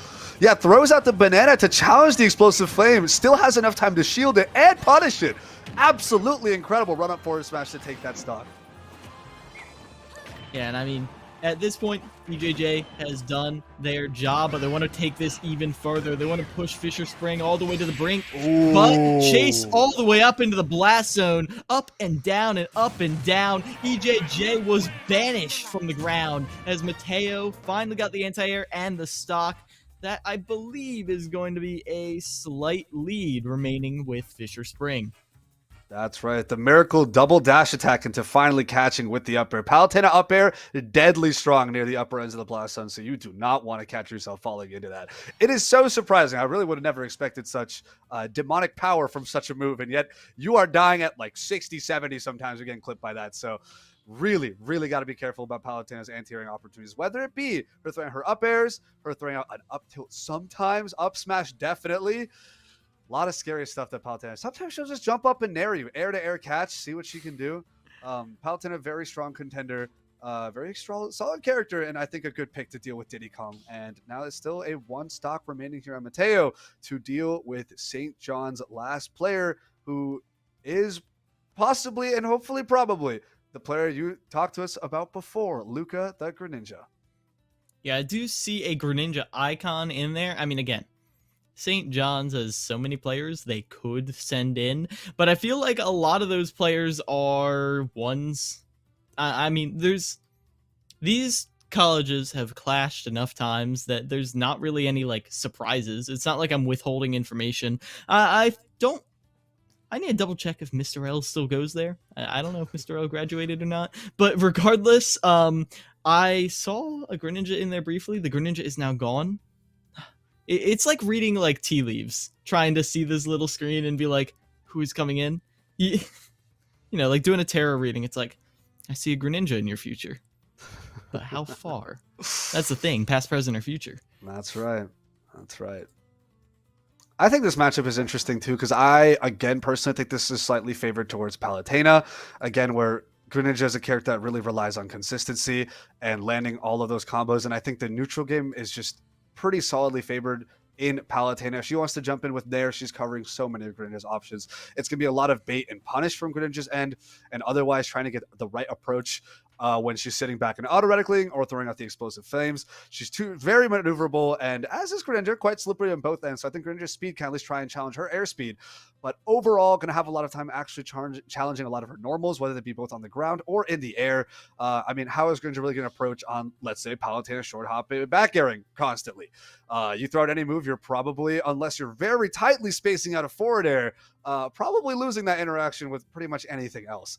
And I think that's going to make Greninja a little tough to play this matchup, but we'll have to wait and see. I agree. However, I do think Greninja's unique strength of being a more hit and run character, having a lot of vertical burst and how fast and how high the jump goes. I mean, I always think of Greninja moving in like a cross pattern, like the way Greninja can move really fast horizontally, really fast vertically, but can't really do diagonal movements. Means that you can get a lot of really unpredictable, like falling nair combo starters, a lot of, you know, like you mentioned, space forward air. So as long as you're playing elusively, playing hit and run, not letting your pacing become too obvious, not letting a pattern develop, then I feel like Luca stands to go on a pretty good run here. But if Mateo is able to shut that down before Luca can even start dancing, I think we might be seeing our second crew battle with Fisher up 1-0. Yeah, I mean, so much is on Luca's shoulders right now. This is the kind of make or break for what advantage is Fisher Spring going to have going into this final match. A significant one or none at all? And that is really everything for Luca to decide right now. But getting caught in that down throw forward after a jump was caught by Nair. Ooh, landing there. Again, very tough for Greninja to try and challenge. I think I can see Luca trying to play this patient. There's a good punish on the auto rifle with the dash attack. Gets a forward air to follow up. That's kind of the hit and run they could be looking for. Nice forward air. Another dash attack going for the back air. Wow, misses the ledge grab there. It could have been a huge punish for Luca. They were ready for it. Okay, dash attack still confirms into up air at this percent, and right now we're gonna see probably Luca switching over to the down tilts, but no, they're catching Mateo mashing. Did you see that? They got hit, immediately went into the nair, like nah, you can't hit me. Mateo just scoops him up with a double kunai, and that up smash will even things up between Fisher Spring and St. John's. Oh wow, what an incredibly hard call out right there. Like, oh, you're gonna go air dodge and you want to press another button? Fine. Let me catch your landing with my tippered up smash that's going to take your stock from the top blast zone. And now Luca does, in fact, even it up. This was exactly what St. John's needed to keep themselves in the game. Because if there's a big advantage for Fishers, even if it's 1 or 2 stocks going into this last game, I mean, you have no more resources to play with. There's no more stop the bleeding. This is it. 3 stocks to 3 stocks or less. So you want to have as much as you can possibly have to try and keep the stakes as close as possible, because again, this is your chance to take down the king, Fisher College. And I think St. John's is in a pretty well positioned area right now, but it really depends on Fisher College's last player and what character they end up playing. Yeah, I have an idea. Like, we heard who was likely going in, and that likely player was going to be, if I remember correctly, Sauce Mario from Philly, my hometown right there. Well, not hometown, right outside Philly. But regardless, Sauce, again, deadly Mario player, consistently gets very, very, very long strings, but I feel like the main strength right here is just the ability to near constantly have a combo starting hitbox out. I mean, between landing back airs, back air on Mario is just ridiculous. Back air on Mario is like a low-key DLC tool. I'll say it. But regardless... But everything else is still deadly. Like the landing nairs, nair is good for like horizontal combos. Up air is good for more vertical combos. Like, and also this is them with a counter pick right here. I actually am curious to see what are the bans. If they didn't ban these triplats. Yeah, okay, so the triplats are banned. Yeah, I was like, it's away, about to be triplat city if they're not banned. That's absolutely perfect combo food there for Mario. I mean, already I feel like Greninja is a fast follower, doesn't have the greatest air drift speed, and is also kind of tall. Like, it's just the prime suspect for getting up air chained into infinity and beyond. It's really going to be rough if Greninja's going to be caught by stray hits left and right, whether it be the landing nairs, whether it be the dash up down throws, the falling up airs. All of those are very much on the table for this matchup in particular. Meanwhile, Greninja kind of has the opposite problem, where his combos are very reliant on getting hard reads on DI drifts and hoping the character is not super small or light or too much percent, where they just fall out of everything. And Mario kind of on the smaller side, not necessarily super light, but I think the size alone actually will make a big difference in Greninja's combo consistency, which means we might, still play into the hit and run strategy, but every time you get your hit, you're not really gaining a whole lot of advantage. Meanwhile, Mario can just throw out hitboxes left and right. Any stray hit could be a huge conversion for him. The risk reward stakes are so heavily skewed against Greninja right now. It's scary. But a really strong advantage state from Greninja, catching everything, getting perfect reads back to back to back, could be an early stock gone too. So it's not over. It's not out of the game by any means. It's just going to be dangerous, very dangerous. The way we saw that last game end was, in fact, Mateo trying to mash an aerial out of a combo and getting killed at 80% for it. If, forbid, Sauce comes out and is, has a ton of momentum, is just aerial, and Luca is able to hit one down tilt, I predict that we're going to see an aerial come out and just almost instantly punished. Like, I feel like Luca has to be ready for those turn the table situations where you're getting comboed, you're getting knocked around the stage, and all of a sudden you get one opening. Luca has to be ready for that one opening, because I feel like in terms of like single hits, Greninja hits so much harder. In single, like, one-hit confirms, Greninja hits harder. I mean, obviously, again, Mario is a combo demon, but I feel like Luca has the kill confirms and also just knows how to punish a mistimed air dodge, a mistimed aerial in the middle of a combo, and Luca will be able to find that punish if it comes to that. Yeah, that timing is going to be a lot tighter on Mario compared to Palutena. Palutena's moves are a bit more of a commitment. They're a bit more unsafe, which is why often they're going to be looking to space them out and try not to get caught mashing too much. Meanwhile, Mario's are significantly safer where you can kind of afford to be pressing a lot of buttons. And as long as you aren't timing them too awfully, a lot of the times they actually won't be able to get away with a punish.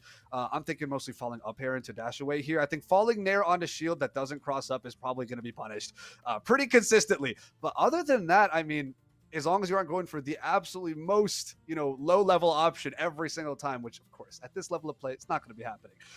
There's got to be mix-ups. I think Greninja is going to have to be very, very careful nonetheless. The ideology sticks, but the opportunity to execute kind of the counterplay is so much tighter and so much less just because of the character differences.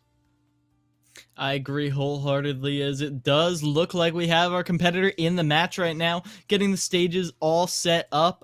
Where are we going? I see. It looks like there were just some, slight connection difficulties. Thanks, Nintendo. But that's why we had that little delay. I thank everyone for sticking with us, for having patience, because we got one player in the arena now. We've got both players in the arena right now, and I think we are just about ready to get into this match. There it is. Yep, it's Mario versus Greninja, the matchup we were creating hypotheticals for this, the entire time, pretty much. So it's nice to see our hypothesis sticks, based on information on player rosters and all. Should be expected, but it's always nice to make sure commentator's information is right. And we're gonna hop into this final match here of the first game of this crew battle: Fisher Spring versus St. John's, Sauce versus Luca, Mario versus Greninja. As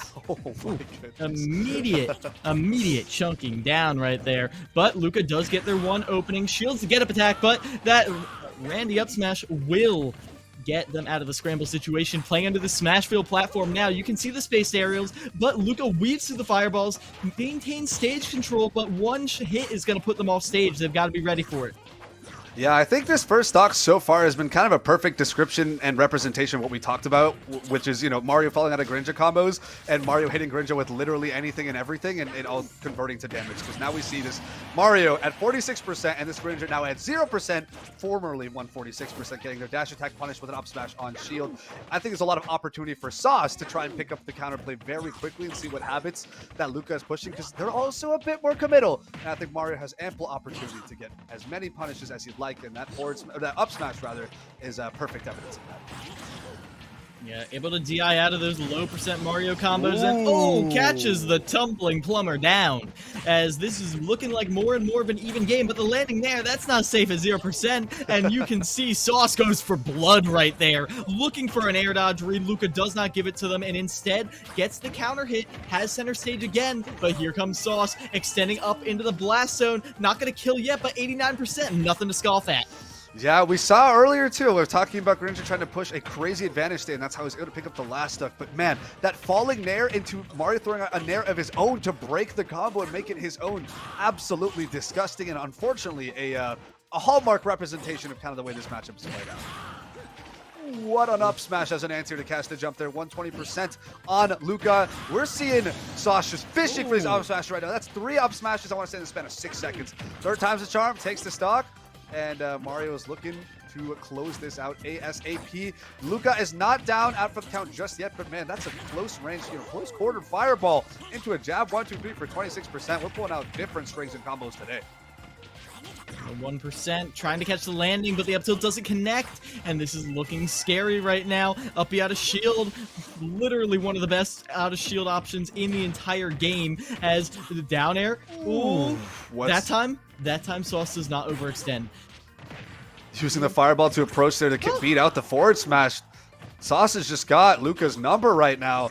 Not a whole lot of options that Luca can throw at that Sauce isn't already ready and willing to deal with. Although that down tilt forward air did end up catching him. There's the Hydro Pump. Not going to be enough. Can't use Mario's Flood technology on him. Think he's ready for it. There's a rising down air. About kill percent, I would say, here onto Luca. Nice jump forward air to close this kill, but now he's at 107%. Definitely in fishing for up smash percent. And there it is. Down tilt to catch the air dodge.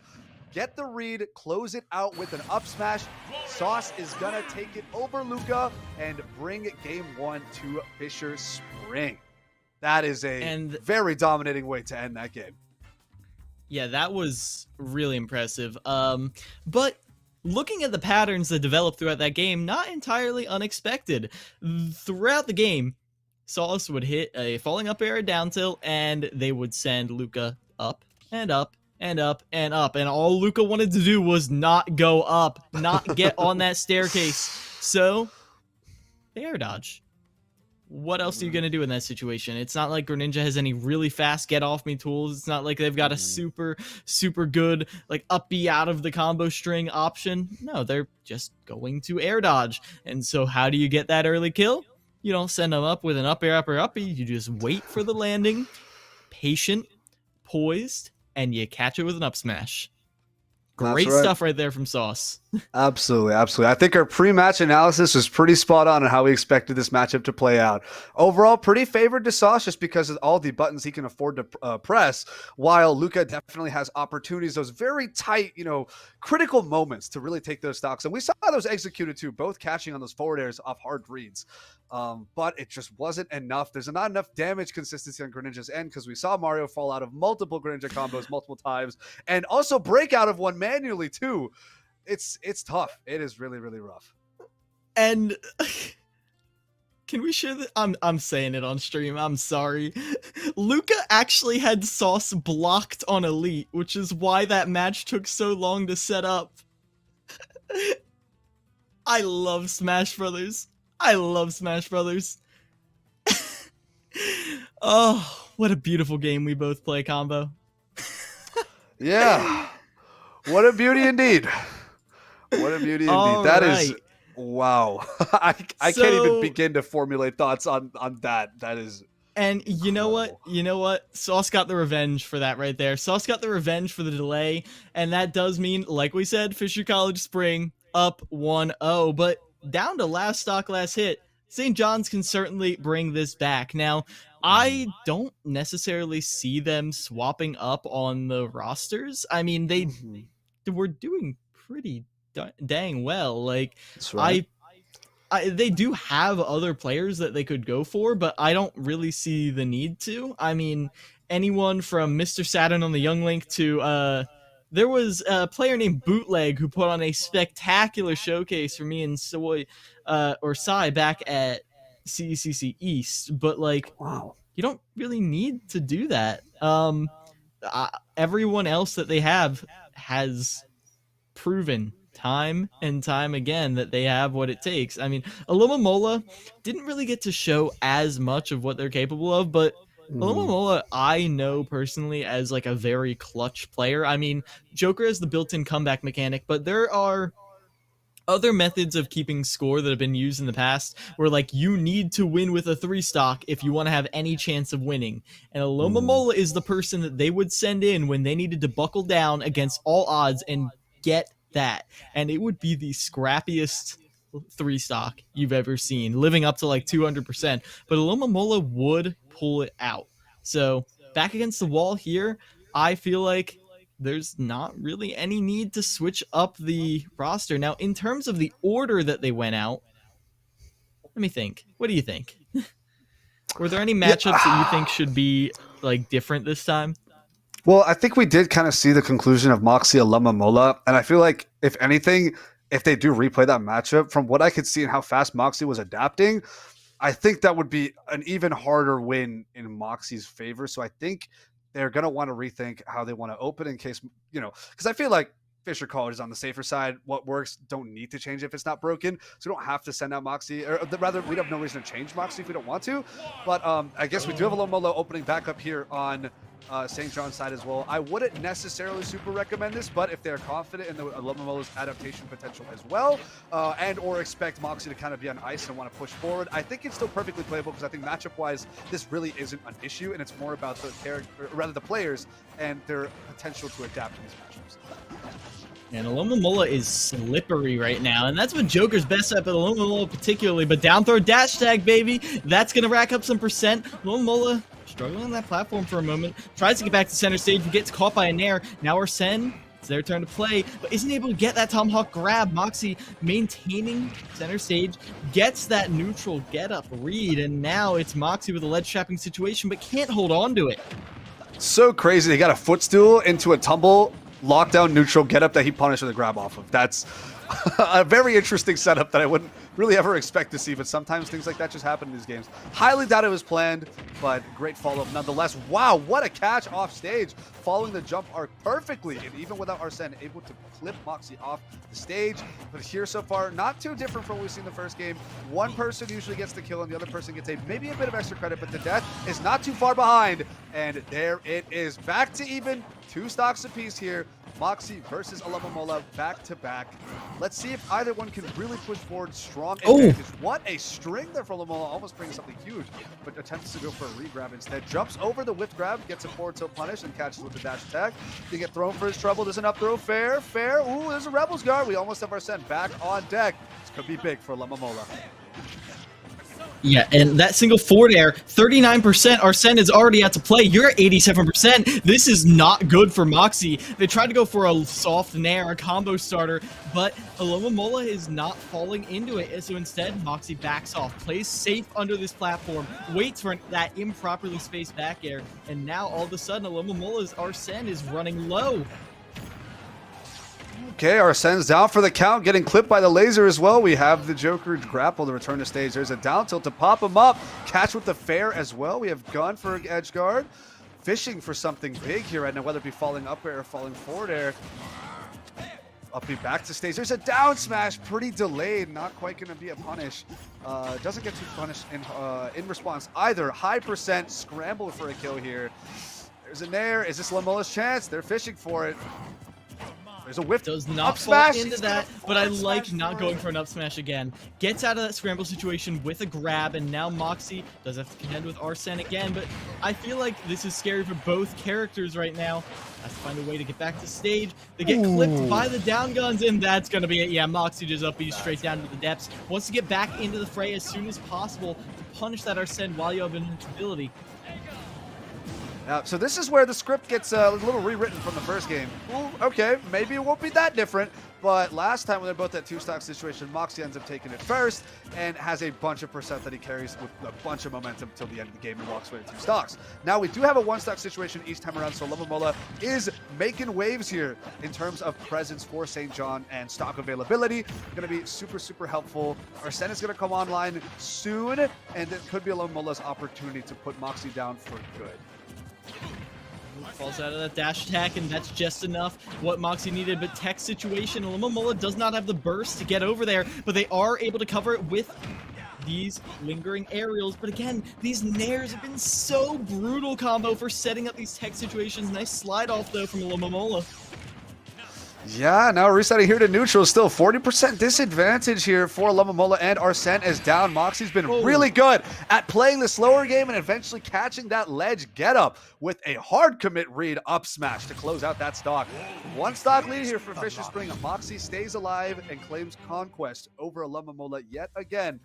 Alomomola did put up a bigger fight this time though and was able to take another stock, and hopefully those waves can be felt throughout the rest of this set for St. John's. That keeps him in the game. Yeah, that was the Alomomola I know. I feel like Moxie kind of, again, just ran away with the momentum in that first game we saw between the two. This time, Moxie had some pushback, but was not stumbling, did not have, especially on that last stock, didn't look like they're like, am I going to lose to the person I beat before? There were none of those stray thoughts lingering around their head. Instead, they just stayed calm, stayed collected, and as soon as they got the ledge trap situation and had Alomomola sweating, that's when they got their kill. I feel like towards the end there, when we saw like forward air. A lot of soft hits knocking them off. Moxie knew that Lumamola was just going to neutral get up again. And so what do? You up smash. You get that scoop hitbox just when you think, and I think they would have covered roll too. Looking at the spacing. Not like they were 100% right in the sure, middle. but it's in there. Yeah, like they, with that lingering scoop hitbox, they were covering as much as they possibly could. Mm-hmm. That's right, yeah. Moxie's going to walk away. So now let's talk about responses here, right? Last time we had brought out, I believe it was Palutena from St. John's. No, other team. Other team. Why am I blanking on this? I'll have to take a look at roster real quick. It's Mateo you were thinking of, or you're talking about St. John's. Yeah, so Yeah. St. John's, last time they sent out EJJ to counter Moxie, and EJJ had a tremendous start against Moxie previously. I mean, frankly, just obliterated Moxie's first stock, but then they it got a little scrappy. It got a little dicey. I felt like Moxie was controlling EJJ's banana more than EJJ was. Mm-hmm. But EJJ was still able to run away with the win, with I believe a 1 or 2 stock deficit. So it's painful, but not super huge. And now instead of Moxie having 2 stocks from last game, it's only be 1 stock. So if they decide to throw EJJ again, we have given proof that EJJ can definitely deal with Moxie given time. And I think it being only 1 stock is something that EJJ can very easily deal with. So sending EJJ back out does not seem like a bad decision at all. However, the third player, I believe, was Luca, the Greninja. I think is good to... Ooh, that's tough, actually. It does look like it's going to be EJJ. Okay, it's going to be EJJ. All right, well, no need to theorize about team composition then, because we're just going to have EJJ come in and try to clean this wolf up from this situation, because I still think there's very strong potential for Moxie to really push momentum forward, because of all the players we've seen so far, Moxie's momentum push from that first game across those 2 stocks is just it was incredible. And I would honestly love to see more of it, but I wouldn't, not banking on it. I understand that the math is not in my favor there. Yeah, I feel like one of the reasons EJJ had such a strong opening, partially just because EJJ is good, but also because when you're fighting that Joker, trying to track down that slippery character, you want to get in there. You want to get on top of that Joker, as opposed to Diddy, who's a little bit like a matador. Like, you try and go in and Diddy just short hops up and Z drops the banana, is like ole, and just sends you right back swinging. You get that 60% combo, and then you start looking for kills. You start looking for edge trap situations. So as long as Moxie is quicker with adjusting that momentum, is ready to deal with that difference in spacing, I feel like Moxie won't get it run over as fast. Ooh, but I'm liking the opening here. Drop down with the laser and then dash back, get a grab punish on the dash attack. Already a solid opening here from Moxie. Every read has been right, not a point of damage onto Moxie so far. Another grab punish. This is going to be a back throw. We're going to get an edge guard situation with a back air. Let's Trump. Okay, caught by falling there. Respond with an air of his own. Get back on the stage. Banana's here to rule the neutral game. How does Moxie respond? Yeah, Moxie's use of strong nairs. Oh, I love that. It's that perfectly spaced back air. But again, when you're just swinging all around the shield, I like how Moxie is no nonsense enough to be like, okay, I'm just gonna up smash. I'm not dealing with this right now, man. Get me out of here, man. I'm not dealing with this monkey business. Ooh, there's the back throw. Now we're both kind of in that kill percent range. And this is where things can get really, really scary, because I feel like Diddy Kong has the natural inherent advantage of how fast the banana comes out and how fast down tilt comes out for that down tilt up smash combo to confirm. In those scramble situations, those who have the fastest little, pips and quicks and whatever else scoops you want to do that end up confirming to kills definitely are able to just kind of throw those options out constantly and usually not get punished for them, and in fact actually end up getting the kill confirmed they want, which is exactly what we just saw with EJJ there and the down tilt. I was expecting banana throw. Down tilt works pretty much just the same way here in this specific situation, so should be fine. EJJ walks away with all 3 stocks, and now we're back to 6-6, dead even here between Fisher College and St. John's. Good response from St. John's, and now Fisher's going to have to put themselves to a test. We have Mateo and Sauce, Palutena, and Mario. I could very easily see Mateo come back out to deal with the Diddy Kong, just what we'd seen last time, but maybe Sauce wants to bring something new to the table. I wouldn't mind a switch up, I won't lie. I felt like EJJ was a stock behind, and it was dicey against Mateo. Now, obviously, Mateo now has the data, now understands what EJJ is bringing to the table, but I feel like Palu, it pains me to say this, knowing how many characters in this game that get trapped at the ledge, but I feel like relative to other top tiers, Palu doesn't do that well at the ledge. Like, Palu getting off the ledge, she has disjoints. Yeah, she has Explosive Flame to trip you up, but if you shield the Explosive Flame, Palu oftentimes isn't even that scary. And EJJ is not someone who gets caught in those knowledge checks. EJJ is not going to get caught by shield pokes. They're going to stand strong at the ledge and stuff out your options, because while Palu does have, you know, several aerials that's like, oh yeah, this aerial, easily one of the best aerials in the game. Oh yeah, this aerial, easily one of the best aerials in the game. There's just something about trying to rise off the ledge with them that, like, if they don't hit right when you want them to, you're just so wide open to get punished. Yep, they are commitments, despite how good they are. They are situational uses where, you know, if you're using Nair, you're going to want to be spacing it. You're going to want to be crossing it up. And when you're jumping off ledge to try and approach or trying to recover from high up at stage, you don't have those luxuries of getting the perfect spacing all the time. You don't have the luxury of, like, kind of exactly knowing your opponent's position and how they're going to respond to what you're doing. Because you're in the disadvantage at that point. And I can definitely very strongly see your point about Palu occasionally struggling at ledge depending on the matchup, and I think Diddy can take decent advantage of it. We saw before Palu tried to cover her landing with the Explosive Flame. We saw Diddy kind of backwards throw out the banana ahead of time, then shields the Explosive Flame. The banana still connects at the perfect time where EJJ can then run up and punish with a forward smash. I love to see more set play and reverse set play situations like that.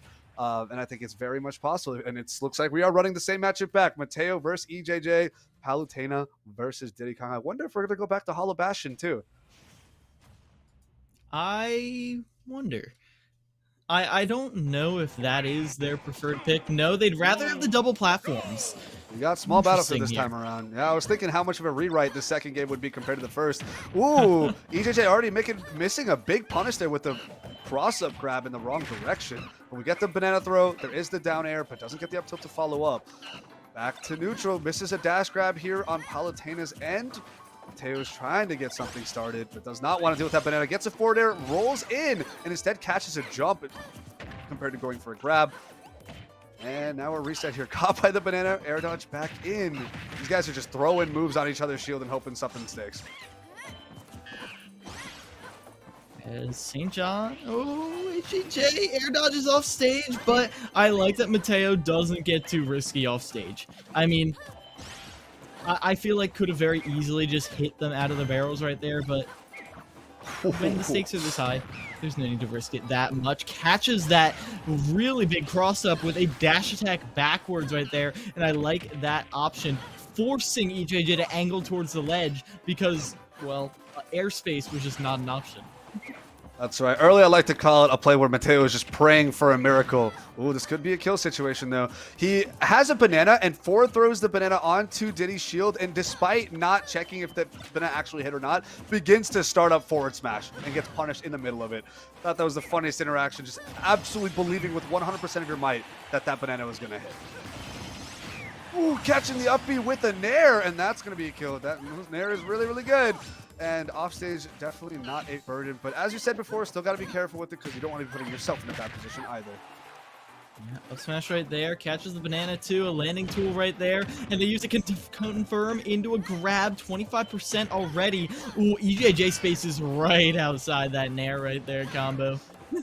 Ooh, is able to get a throw to grab the landing. Tries to go for another one. Whiffs, but not too bad here. No punish in response. We got 55% of extra credit at this point. Looking a little big here for Mateo, and something that EJJ is going to want to clean up on soon. They don't want this lead to get messy. I speculated about how it would be Mateo who might struggle at the ledge, but right now it's really just been EJJ who has been battered and bruised trying to get back on the stage. I mean, look at this right now. We could just see the Nair going all the way down. EJJ is starting to angle, just ride the stage up, but even so, that can be a little risky at times. Yeah, we also just saw EJ kind of hoping for that, run up tilt or run up smash options thrown out every now and then, but Mateo has been playing so much safer, catching so many buttons pressed ahead of time with those lingering hitboxes and those disjoints. Very, very well played, Mateo. So far, nice. Gets a back throw at ledge for a kill. That's an entire stock ahead now, 0-0. Not looking super great here for EJJ, and potentially not looking super great for St. John's either. Ooh, gets the banana on platform. We've seen this extend before, but only 44%. This time, EJJ got their damage, but now it's being evened out immediately. And again, a stock down right here. You don't want to let Mateo get this lead again. You don't want to put all the pressure on again. Yeah, this could be a point of commentator's curse from my end where I was saying, a lot of momentum here was in Mateo's favor. Toss up and punishing in the wrong direction. I wonder if those are misinputs or something else. It's not the first time that's happened.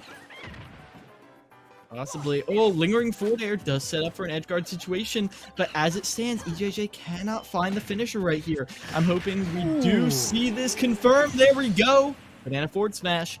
Is this going to be a complete rerun of game 1? Are we going to see 4 stocks of 3? Or will EJJ set up St. John's for a possible game 3? Right, 60% deficit isn't pretty, but is also not something you can't come back from. And we've seen Diddy have some of these explosive burst combos, pumping out damage left and right sometimes, if they're in the right position, as I was just talking about. And now we're pretty much even in percent. This is getting super, super scary. A lot is riding on EJJ's shoulders right now in terms of getting St. John's the front foot. This is scary. Crucial time, approaching those kill percents, trying to land those last couple stray hits or confirms to really put them in there. Ooh, we're approaching kill percent for Diddy. Right, there's the falling nair. It won't be enough. Are these going to catch the up B with the nair? Not quite. Diddy's looking and fishing for a banana confirm. Punished with the forward air here. There's the explosive flame that he jumps into. What a jump catch. And Mateo is still going to walk away with 1 stock over EJJ. The script has not been changed. That's shocking because EJJ has been going low a lot. And EJJ's answer to falling nairs from ledge as a counter to going low was not necessarily to go side. I mean, when EJJ had monkey flip, they would go for the side B. So that might have been why. I think Mateo might have seen that EJJ still had monkey flip online, so they wanted to just hit him out of it. But even so, EJJ has been going low time and time again.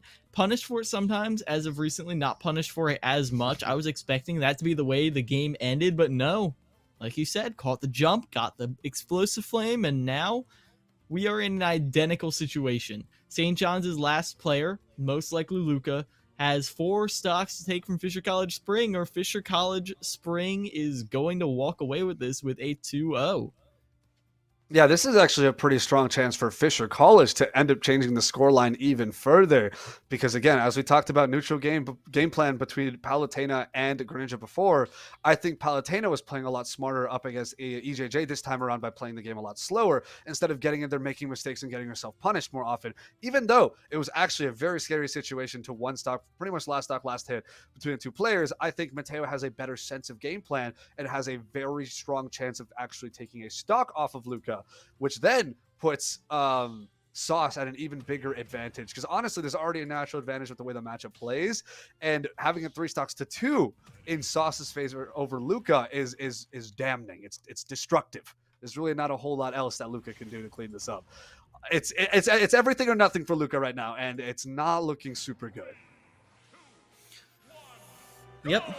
Now this was a fast game when last we saw it. Luca coming in hot here.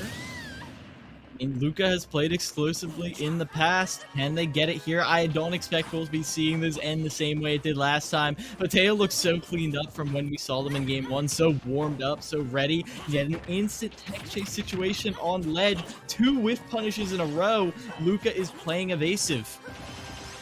Right. If there's one thing that Greninja will struggle a little bit less here, it's the combo potential that he's going to have on Palutena being a bigger character compared to Mario. But even despite that, still have to win those neutral interactions. And in general, Greninja has that kind of combo inconsistency that's very DI heavy. Makes it really hard to get a lot of damage going. We got a dash attack up there. Doesn't quite get the second up for landing there into fair, though. Wow, and catching with a second fair. Just drifts back to space. No buttons pressed here. For Mateo, it really feels like maybe Mateo is playing a little too passively and kind of let Luca run all over them. And ultimately, we are going to stick to the script and have all 3 stocks on Luca approaching up against all 3 stocks of Sauce. I am kind of surprised by the way that played out. I was thinking of the defensive play style as a boon, as a benefit to way to approach this matchup, but it's almost like horseshoe theory where you go way too defensive and it ends up actually being a problem for you again.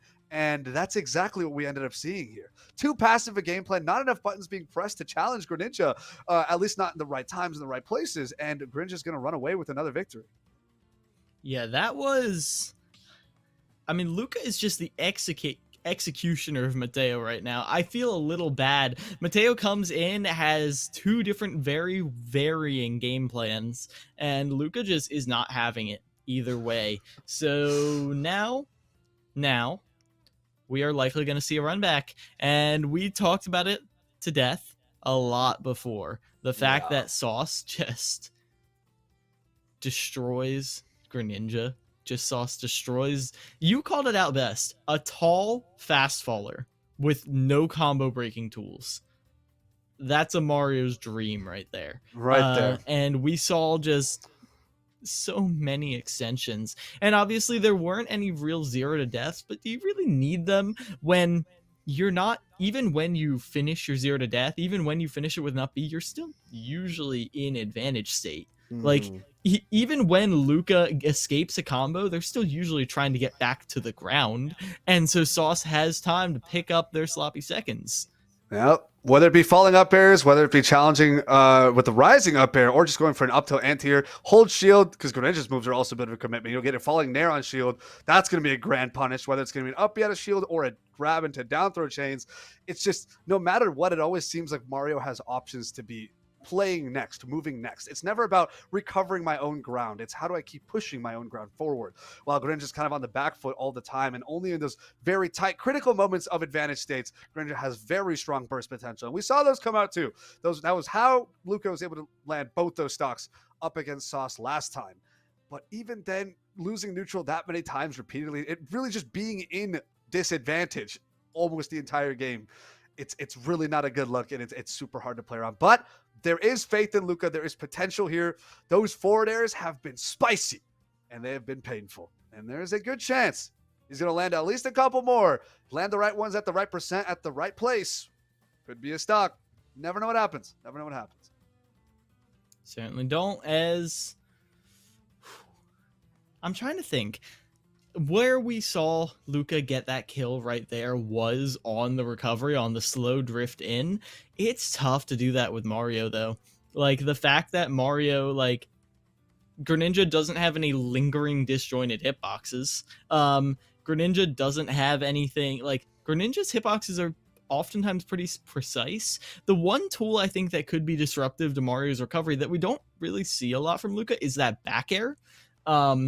Dropping down with that multi-hit back air will probably gimp a Mario at most percents, but trying to do that is a whole different story. Yep. And honestly, this matchup kind of goes beyond just the Mario and Greninja matchup. I know we kind of talked about it a little bit before, but I do think it's funny to bring up that it seems that Luca had Sauce blocked from Elite Smash before. And Sauce is now able to get the run back, it seems, and is able to walk away with that victory. So I can imagine, again, we saw Luca's game being honestly pretty solid here up against Mateo, filled with bloodthirst and rage to just put Sauce down and take this game 2 for the team. I can very much see Luca being kind of amped up and ready to take down. And there's a revenge factor from last game, and there's a revenge factor that goes far long beyond it before that. When you factor in Elite Smash, I think we could be potentially seeing a different game here. The script may be broken with this final game in the second, or rather this final match in the second game of Fisher College versus St. John's. All right, so we are going to we're not going to break, but we're going to have a little bit of a delay for the time being as we're trying to figure this out. It may have been misinformation, the whole blocking situation, which is what I'm reading right now. But regardless, apologies for that. It was very funny in our defense. But that is true.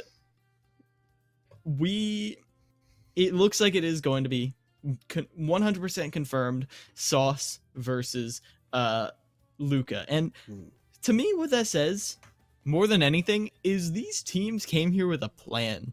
Both of them. Like, there's no, like, it's not like people are, like, sitting around being like, who wants to go in? Do you want to go in? I'm feeling good against Greninja right now. I'll go in. Like, there's none of that. There's no dilly-dallying. They are ready. They know what matchups they're going to be doing. They know what order they're going to be doing. And there's not really any switch-ups. There's the only really difference we've been seeing is difference in stages. And I don't really think that like, is unexpected. Like, that can vary based on the day. Yeah. And that hasn't severely impacted the way these matches have been playing out either. So these little changes left and right, the kind of stock differential between Moxie and Lamamola, the waves, the ripples haven't amounted into too much yet, but their energy could mean something because we don't know how this last game is going to play out just quite yet. Last time it was pretty down-ish to the wire. We did have one stock on both players, but it was 0% on Sauce versus about 100%, 110 maybe on Luca. And maybe Luca can bring it in closer, or maybe this will be a bigger stomp for Sauce. Both of those are, in the cards. I would be pretty surprised.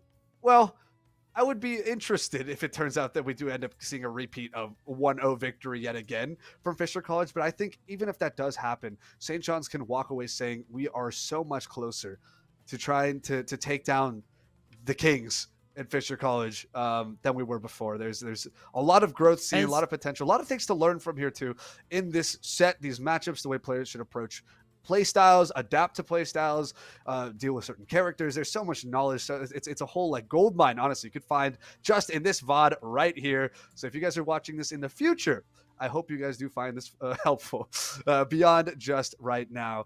I do hope they can find out their technical difficulties and whatnot. Yeah, so they do have a workaround that's coming in, and since we mentioned it, I do believe at this point Fisher College might have 3 rosters. I can't say that for certain. It's possible that it's still just a JV and varsity, but again, looking at their main roster, I mean, this is who I hyped up earlier as Fisher College is trying to beat.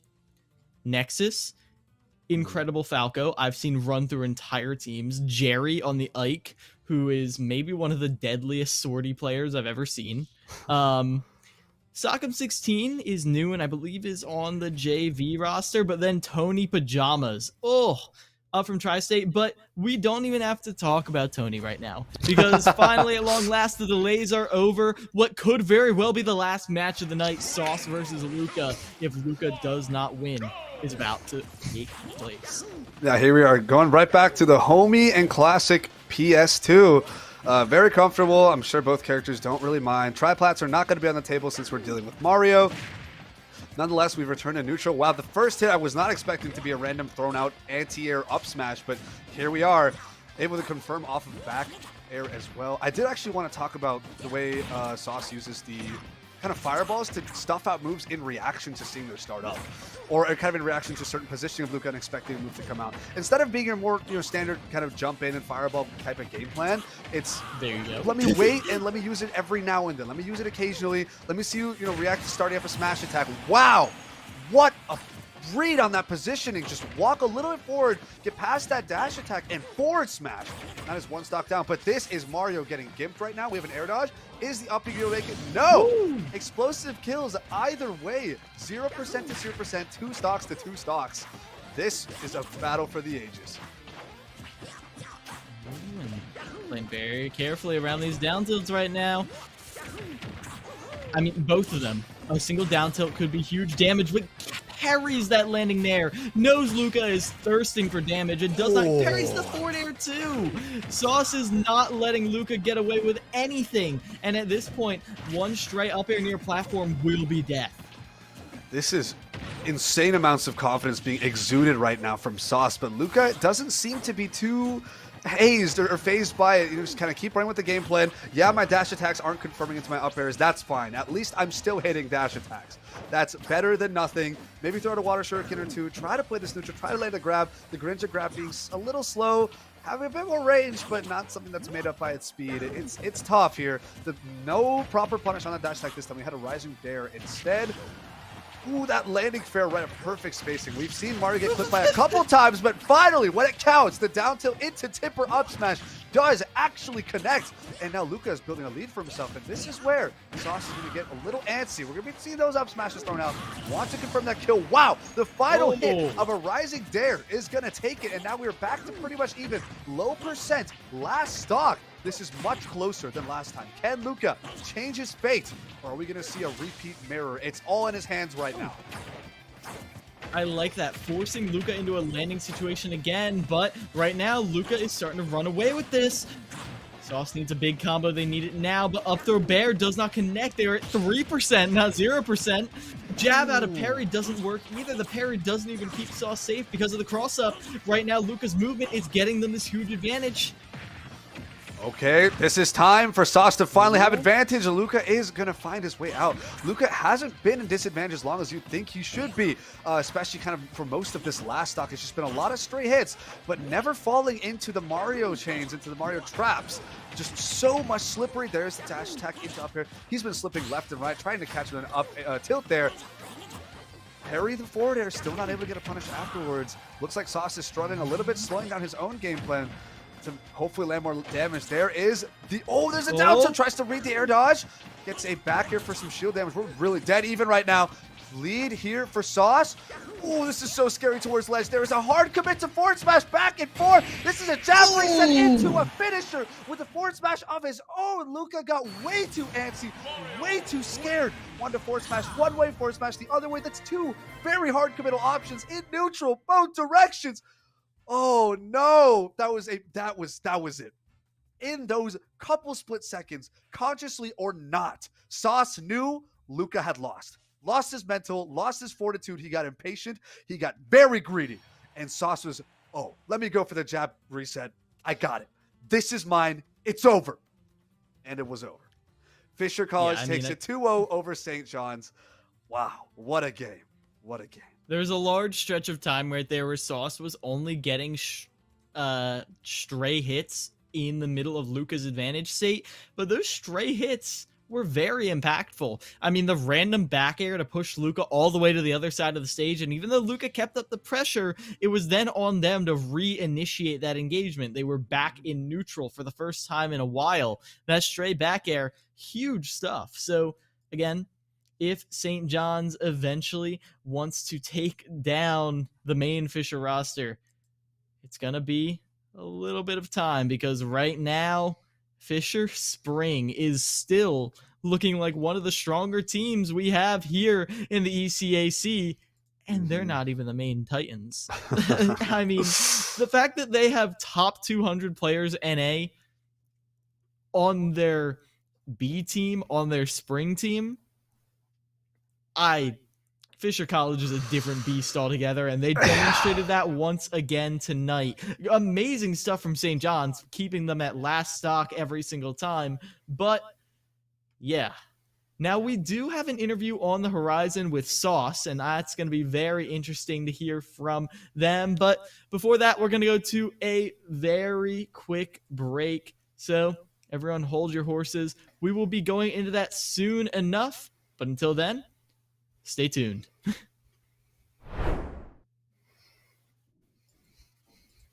Understand exactly what we're doing with our regional events and culminating in CECC and getting more schools involved. I think schools will be more excited to compete in our events because we've established it over the course of a year, and I welcome any and all conversations with getting people involved. I think for me, I'm most excited about like the schools and conferences. Mike, that's amazing. That's so exciting. I'm also excited about the brands that we're starting to be able to get involved in this. In our Commissioner's Cup in last May, we had over 14 brands, blue chip brands, participating in our event. Barbasol, Microsoft, CDW, Morgan Stanley, New Street, Air Force. And so I think brands are really starting to get excited about being involved in college esports, and we're offering them a platform that not only gives them, a big event, a big yearly event, but also regular daily programming where they can have exposure in front of this audience that they want to build affinity for with their brand. So I'm super excited about seeing the brands get on board and help grow the space along with us. A rising tide lifts all boats. And I think that's probably one of our mottos here at CSMG and Esports U. We're growing our brand, but at the same time, we're also really growing the college esports space as a whole. And that's our goal, for it to be a healthy ecosystem for all parties involved. Yeah, I agree there. And I guess for me, obviously always, seeing the collegiate esports space elevate, coming from competing, this didn't exist when I was competing. And just to see it now in literally within the last 5 years, probably really come to fruition and start just blossomed out of nowhere, and now becoming a space and seeing everyone, schools, players, productions, companies all elevate together has been really, really nice to see. But if I was the most excited for one thing, it would probably be the city where we're going to land for CC23. I'm really excited to know where we're going to be. There's a lot of great cities. I mean, I personally would love for it to come to New York, despite whether we got a positive bid or not. I want it to come to New York, but I just think the atmosphere in New York when you throw an event here is just super magical, especially in the summertime. But either way, I'm really excited to see where it lands. Tons of great cities, tons of great opportunities, and yeah, who knows? And I think that's going to be the most exciting process for me. Absolutely. I won't speak to anything. I think I'm filling Paulie's job on this one because Paulie's more a panelist than this one. So, normally Paulie's the host, and I don't know. I think me personally, I'll just say something real quick. I'm just excited to keep telling your stories. If you're a student, if you're a program, let me know. Let us, reach out to us. We just ultimately, at the end of the day, we want to tell your story. And I think that's what has me most excited, because now I think we're getting to a point where people know us. I hope you guys trust us, and and we just want to keep expanding and growing the space. So with that, Paulie, I won't make you do the weird thing where you got to toss to yourself, unless you want to do that. I don't know. Actually, you might have a free way of doing this. All right. Let's test it. Yeah. Okay. Right, how do you want to throw yourself here? Well, that's going to conclude here the future of collegiate with CSMG and Esports U. Thank you so much to Angela, Mike Blewett, and Kyler Tandle for hosting our panel. And now back to myself for the day 3 of the CSMG Coaches and Director Summit 2022.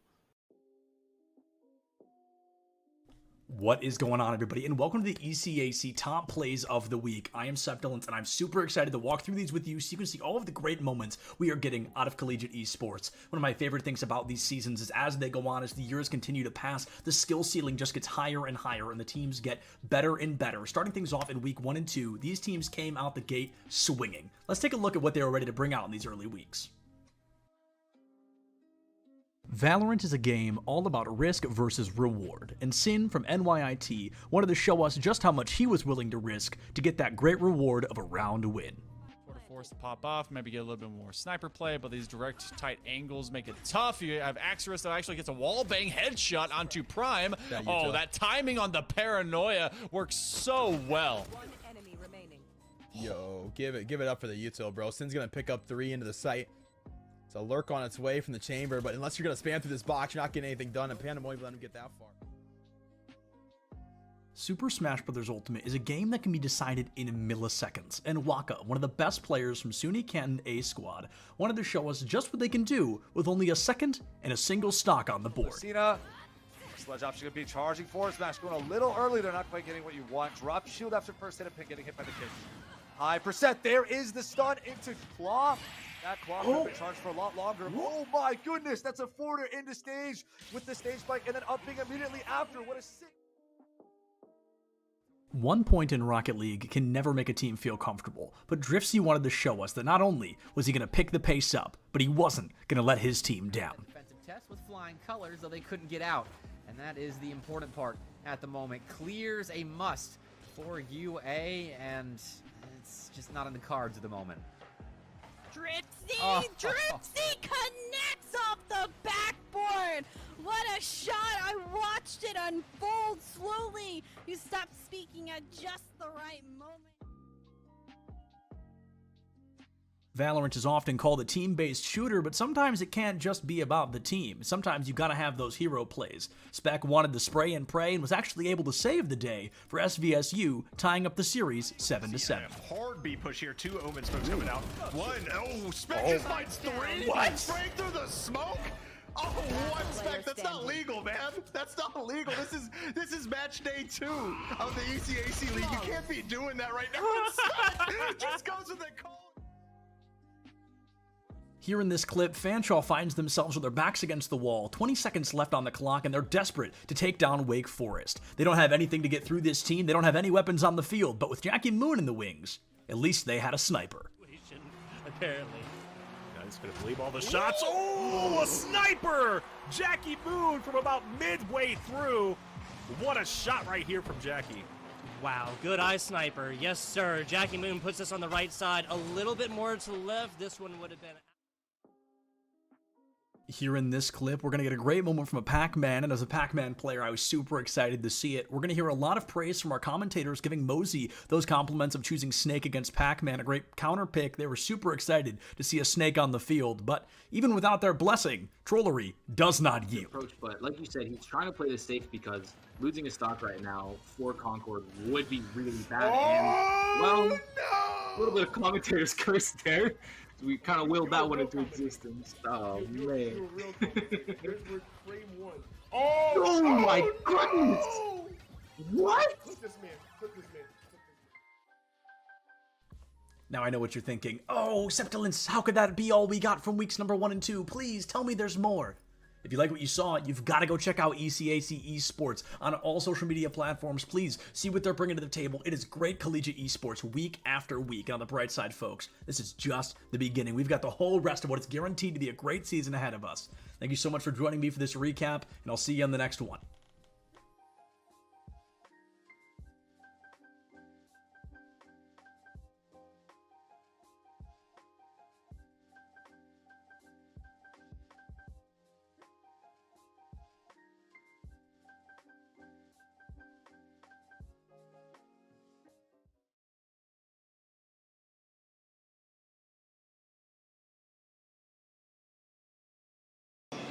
Hello, everybody, and welcome back to the Collegiate Esport Commissioners Cup. I am Septilence, and I get a really neat opportunity here. We get to interview Burns from E United. Burns, how you doing? I'm doing well. How about yourself? I'm doing great. We're on day 2 of the event. It's been a fantastic one. I ran into you yesterday, but we were running around like chickens with our heads off, and it has been, I mean, how has your time been here? What has this event kind of been like? Yeah, it's great. I just love being in the passion pit, seeing all the college kids go at it. Reminds me of like an old school MLG event almost, but being like in the epicenter of the passion pit, seeing Rocket League, Valorant, Overwatch, and Smash, just it's amazing to see all of these schools compete against each other and get a shot to play on this main stage. Yeah, no doubt about it. And tell us a little bit about kind of what is E United, right? Because we know that you're here, we know you're here to represent them, but for the people that don't know, what is E United? Yeah, E United was founded in 2016. We're a professional esports organization. We've been in League of Legends, Overwatch, all the way to Battle Right, I think it was called back in the day. Right now in 2022, we are in Gears of War, Halo, Rocket League, PUBG, and announcing a new title tomorrow. I know, get the small intel here. So it's a lot of fun. I went pro in Call of Duty when I was younger. I ended up playing my last event under E United, switched in 2016, and I've been the GM ever since. So it's a true blessing to be able to stay with an organization for as long as I have, and we love giving back to the collegiate community. I actually graduated from Full Sail in 2013. I was a little confused about the jersey. Yeah, so the Full Sail boys are out of the tournament, unfortunately, but I decided I would rep them today in their honor. Yeah, it's just great. I love working with younger individuals who are trying to find their path in esports, and these college kids are really showing what they're all about. Yeah, so to be kind of an ex-pro player, where a collegiate scene at the time didn't exist, especially not to the scale right now, what is it like to see such high levels of success, such high levels of support for something that you weren't able to kind of get as much support in at the time, something that was looked down on a lot more? Yeah, I'm extremely jealous. That's all I can say. Full Sail started their program in 2017. when I was there in 2011 and 12, it was just a bunch of nerds running around, just creating their own clubs. I was still striving to go pro, but now you have these opportunities to play on main stage, play in front of thousands of people. We just had locals back in the day. You would show up and play for like $200, $100. It was like lunch money. Right. Now these kids are playing for scholarships. They're playing for fame. They could pop off here and end up getting a sponsor for $10,000 or $20,000 from somebody. Right. So the opportunities are just endless at the moment, and I think it's just great that you know, you basically can prove yourself and make anything happen right now. It's instead of kind of what you had gone through, being in college and also trying to go pro, these kids can try to go pro while being in college. It's hand in hand instead of those two kind of battling kind of matchups. So if somebody's trying to go pro, right, they're like, Burns, I want to be you one day. I want to be the GM of United one day. What is that first step to really take it from a hobby to a passion, to a job? Yeah, I think I've told this story a lot, but it's really, I thought about going pro every night before I went to bed. Right. Like, I lived and breathed Call of Duty for years. It was my life. I had to skip dinner sometimes. I had to skip family functions, and my family didn't really understand, but it was what I wanted to do, and it all worked out. But at the end of the day, you always need to kind of be organized. You have to have the ability to not put all of your eggs in one basket. So even though it worked out for me, there are so many opportunities in esports. There's being a caster or interviewing people. There's working in production. There's helping people get waters. Like, literally, there are so many opportunities. So, oh, this crowd's awesome. They're going crazy, dude. They stayed on their last life right now. Off subject, Smash, regardless if it's middle school, high school, college, it pops off all the time. I love it. Well, Burns, thank you so much, man. I really appreciate it. Yeah, no worries. Thank you, guys.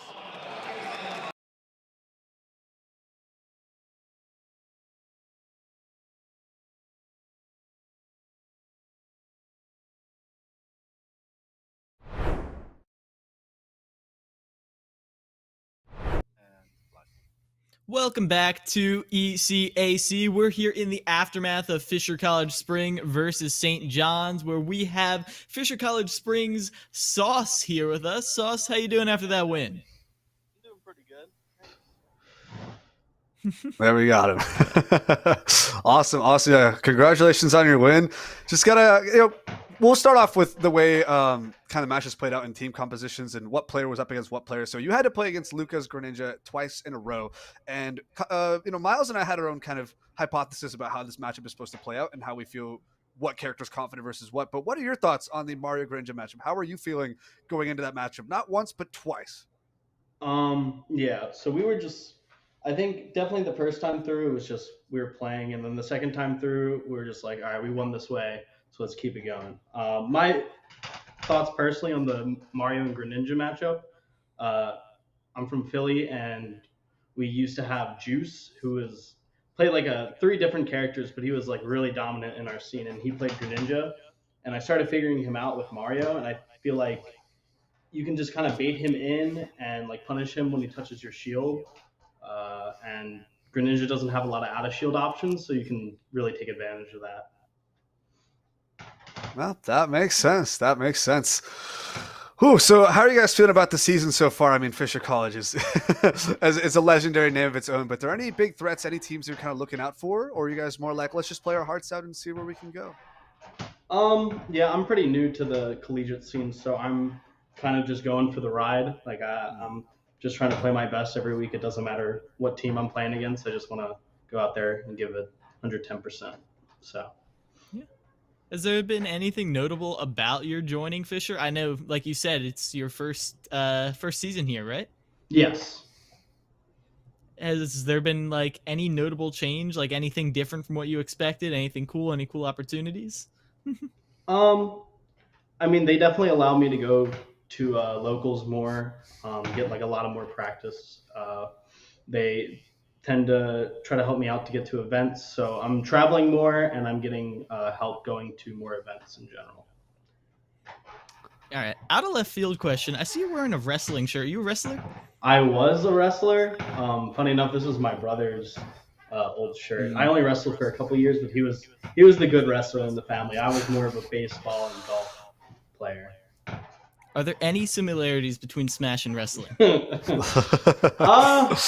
could probably make a couple. There's definitely ways, and like I think both are like mental games at the end of the day, but it's also like a lot of physical training and like understanding like how things work about the game.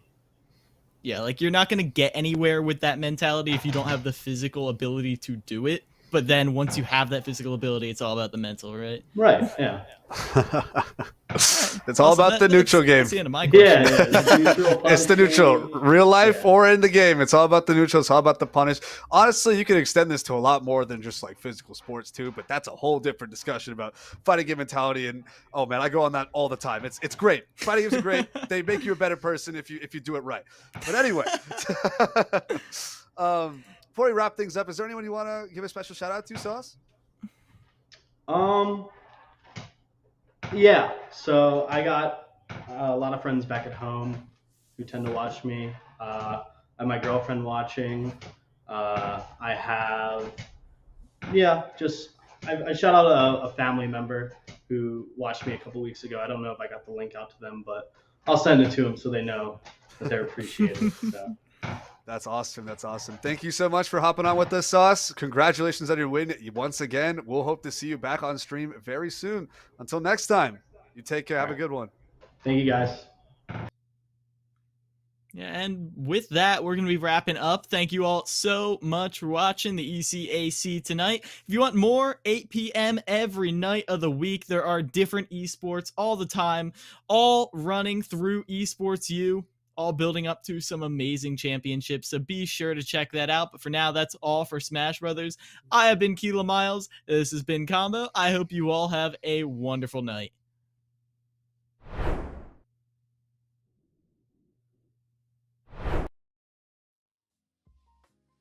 Hello, everybody, and welcome back to ECAC Plays of the Week. And it's not just any week this time, it is the playoffs. We've got 8 incredible clips, and I'm super excited to jump into them. My name's Septilence. I hope you're ready to hop into the ride, because it's going to be a great one.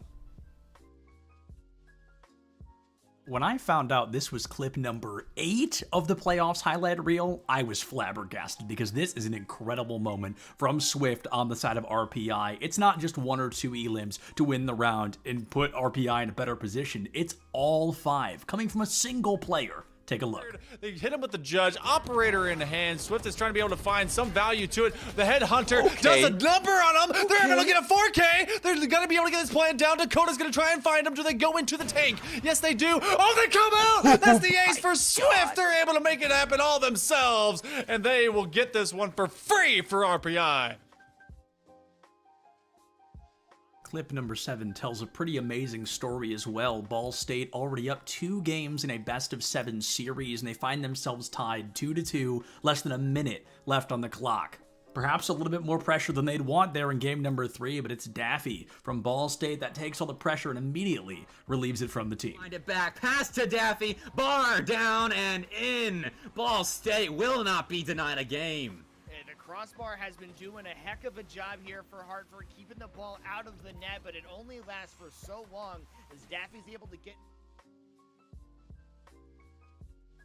Playoffs call for one thing: unconventional plays and crazy moments. And I knew this was going to be a crazy moment when the clip started with me looking at the casters. This stock comes through so fast from Northwood that we couldn't even get just the gameplay in the clip. It wouldn't be long enough. It is an incredible moment from SGP, and it just goes to show how good Northwood continues to be. See, seconds into the match, and SGP's got a spike, a 0 to death at that. Brother, that was literally 1 down here. After Fireball, bro, please. Oh, now we're playing this dangerous game at the ledge. For clip number 5, we're jumping into one of my favorite games, and we get the chance to see one of my favorite ultimate combinations in the game right now. The Roadhog ultimate and the Kitsune Rush from Kiriko, so unbelievably strong, and it really helps Newberry kind of snap back in a moment where they were struggling to gain their footing once again. To deal with that Nano Blade, you really just have to get around the protection Suzu and the Sleep Dart. Well, there's the whole hog, there's the Kitsune Rush, and there goes the lives of Alfred State. Depressus is going to find a third. That's going to be a team kill. Kitsune Rush plus whole hog, overpowered, I swear. Clip number 4, not quite on the podium, but still very, very impressive. Emory and Henry versus St. Lawrence going head-to-head. Both teams, 2 players left, but Hispanerd wants to clean up their opponents as quick as humanly possible, and quick they certainly were. Over yet. Yeah, little in fact, PhD actually stands for pretty heavy dude, because Dr. Mario might as well be a heavy. With how he hits and how hard he can be to kill sometimes. The fact that he has Mario's hitboxes, his get off the tools, and these kill confirms at ledge, like I said, throw confirms. At the beginning of this video, I talked about the individual presence a single player can have to make or break success for their team. Keller from Fisher College proves that point in its entirety by dropping a 4K against Ball State University and removing any iota of wind from their sails on Kings Row. They could potentially use to be able to make something happen here. Now Ravenstrider is going to use the Kitsune Keller! 2 kills inside of the oh my word, inside of the Dragons, and now they're looking for a 4K. For our silver medal spot, our second clip here in the highlights of the playoffs is going to go to none other than Lackawanna. They have peppered themselves in these highlight reels week after week, and when they entered this upper bracket round 1, they immediately wanted to send the message they were there to win. That's a big reason why Barton shouldn't be feeling too hard done by if they lose this series. That's a beautiful play. And our number 1 gold medal clip of the ECAC playoff highlights is a beautiful moment from Hybrid, one that left my jaw on the floor. Let's see if the same goes for you. For the team, it means a lot, right? Hybrid lurking in front, annihilate Forgiving, yeah! Blows up that entire push. And as much as I hate to say it, folks, this is the final ECAC top plays of the week here for the fall split. It's a sad moment, and I'm really glad that I've had the opportunity to sit through this with you week after week and really highlight these individual players, because as great as the team play can be, it's awesome to see these moments where one person can make or break such an incredible moment for their team. I have been Septilence, you have been wonderful, and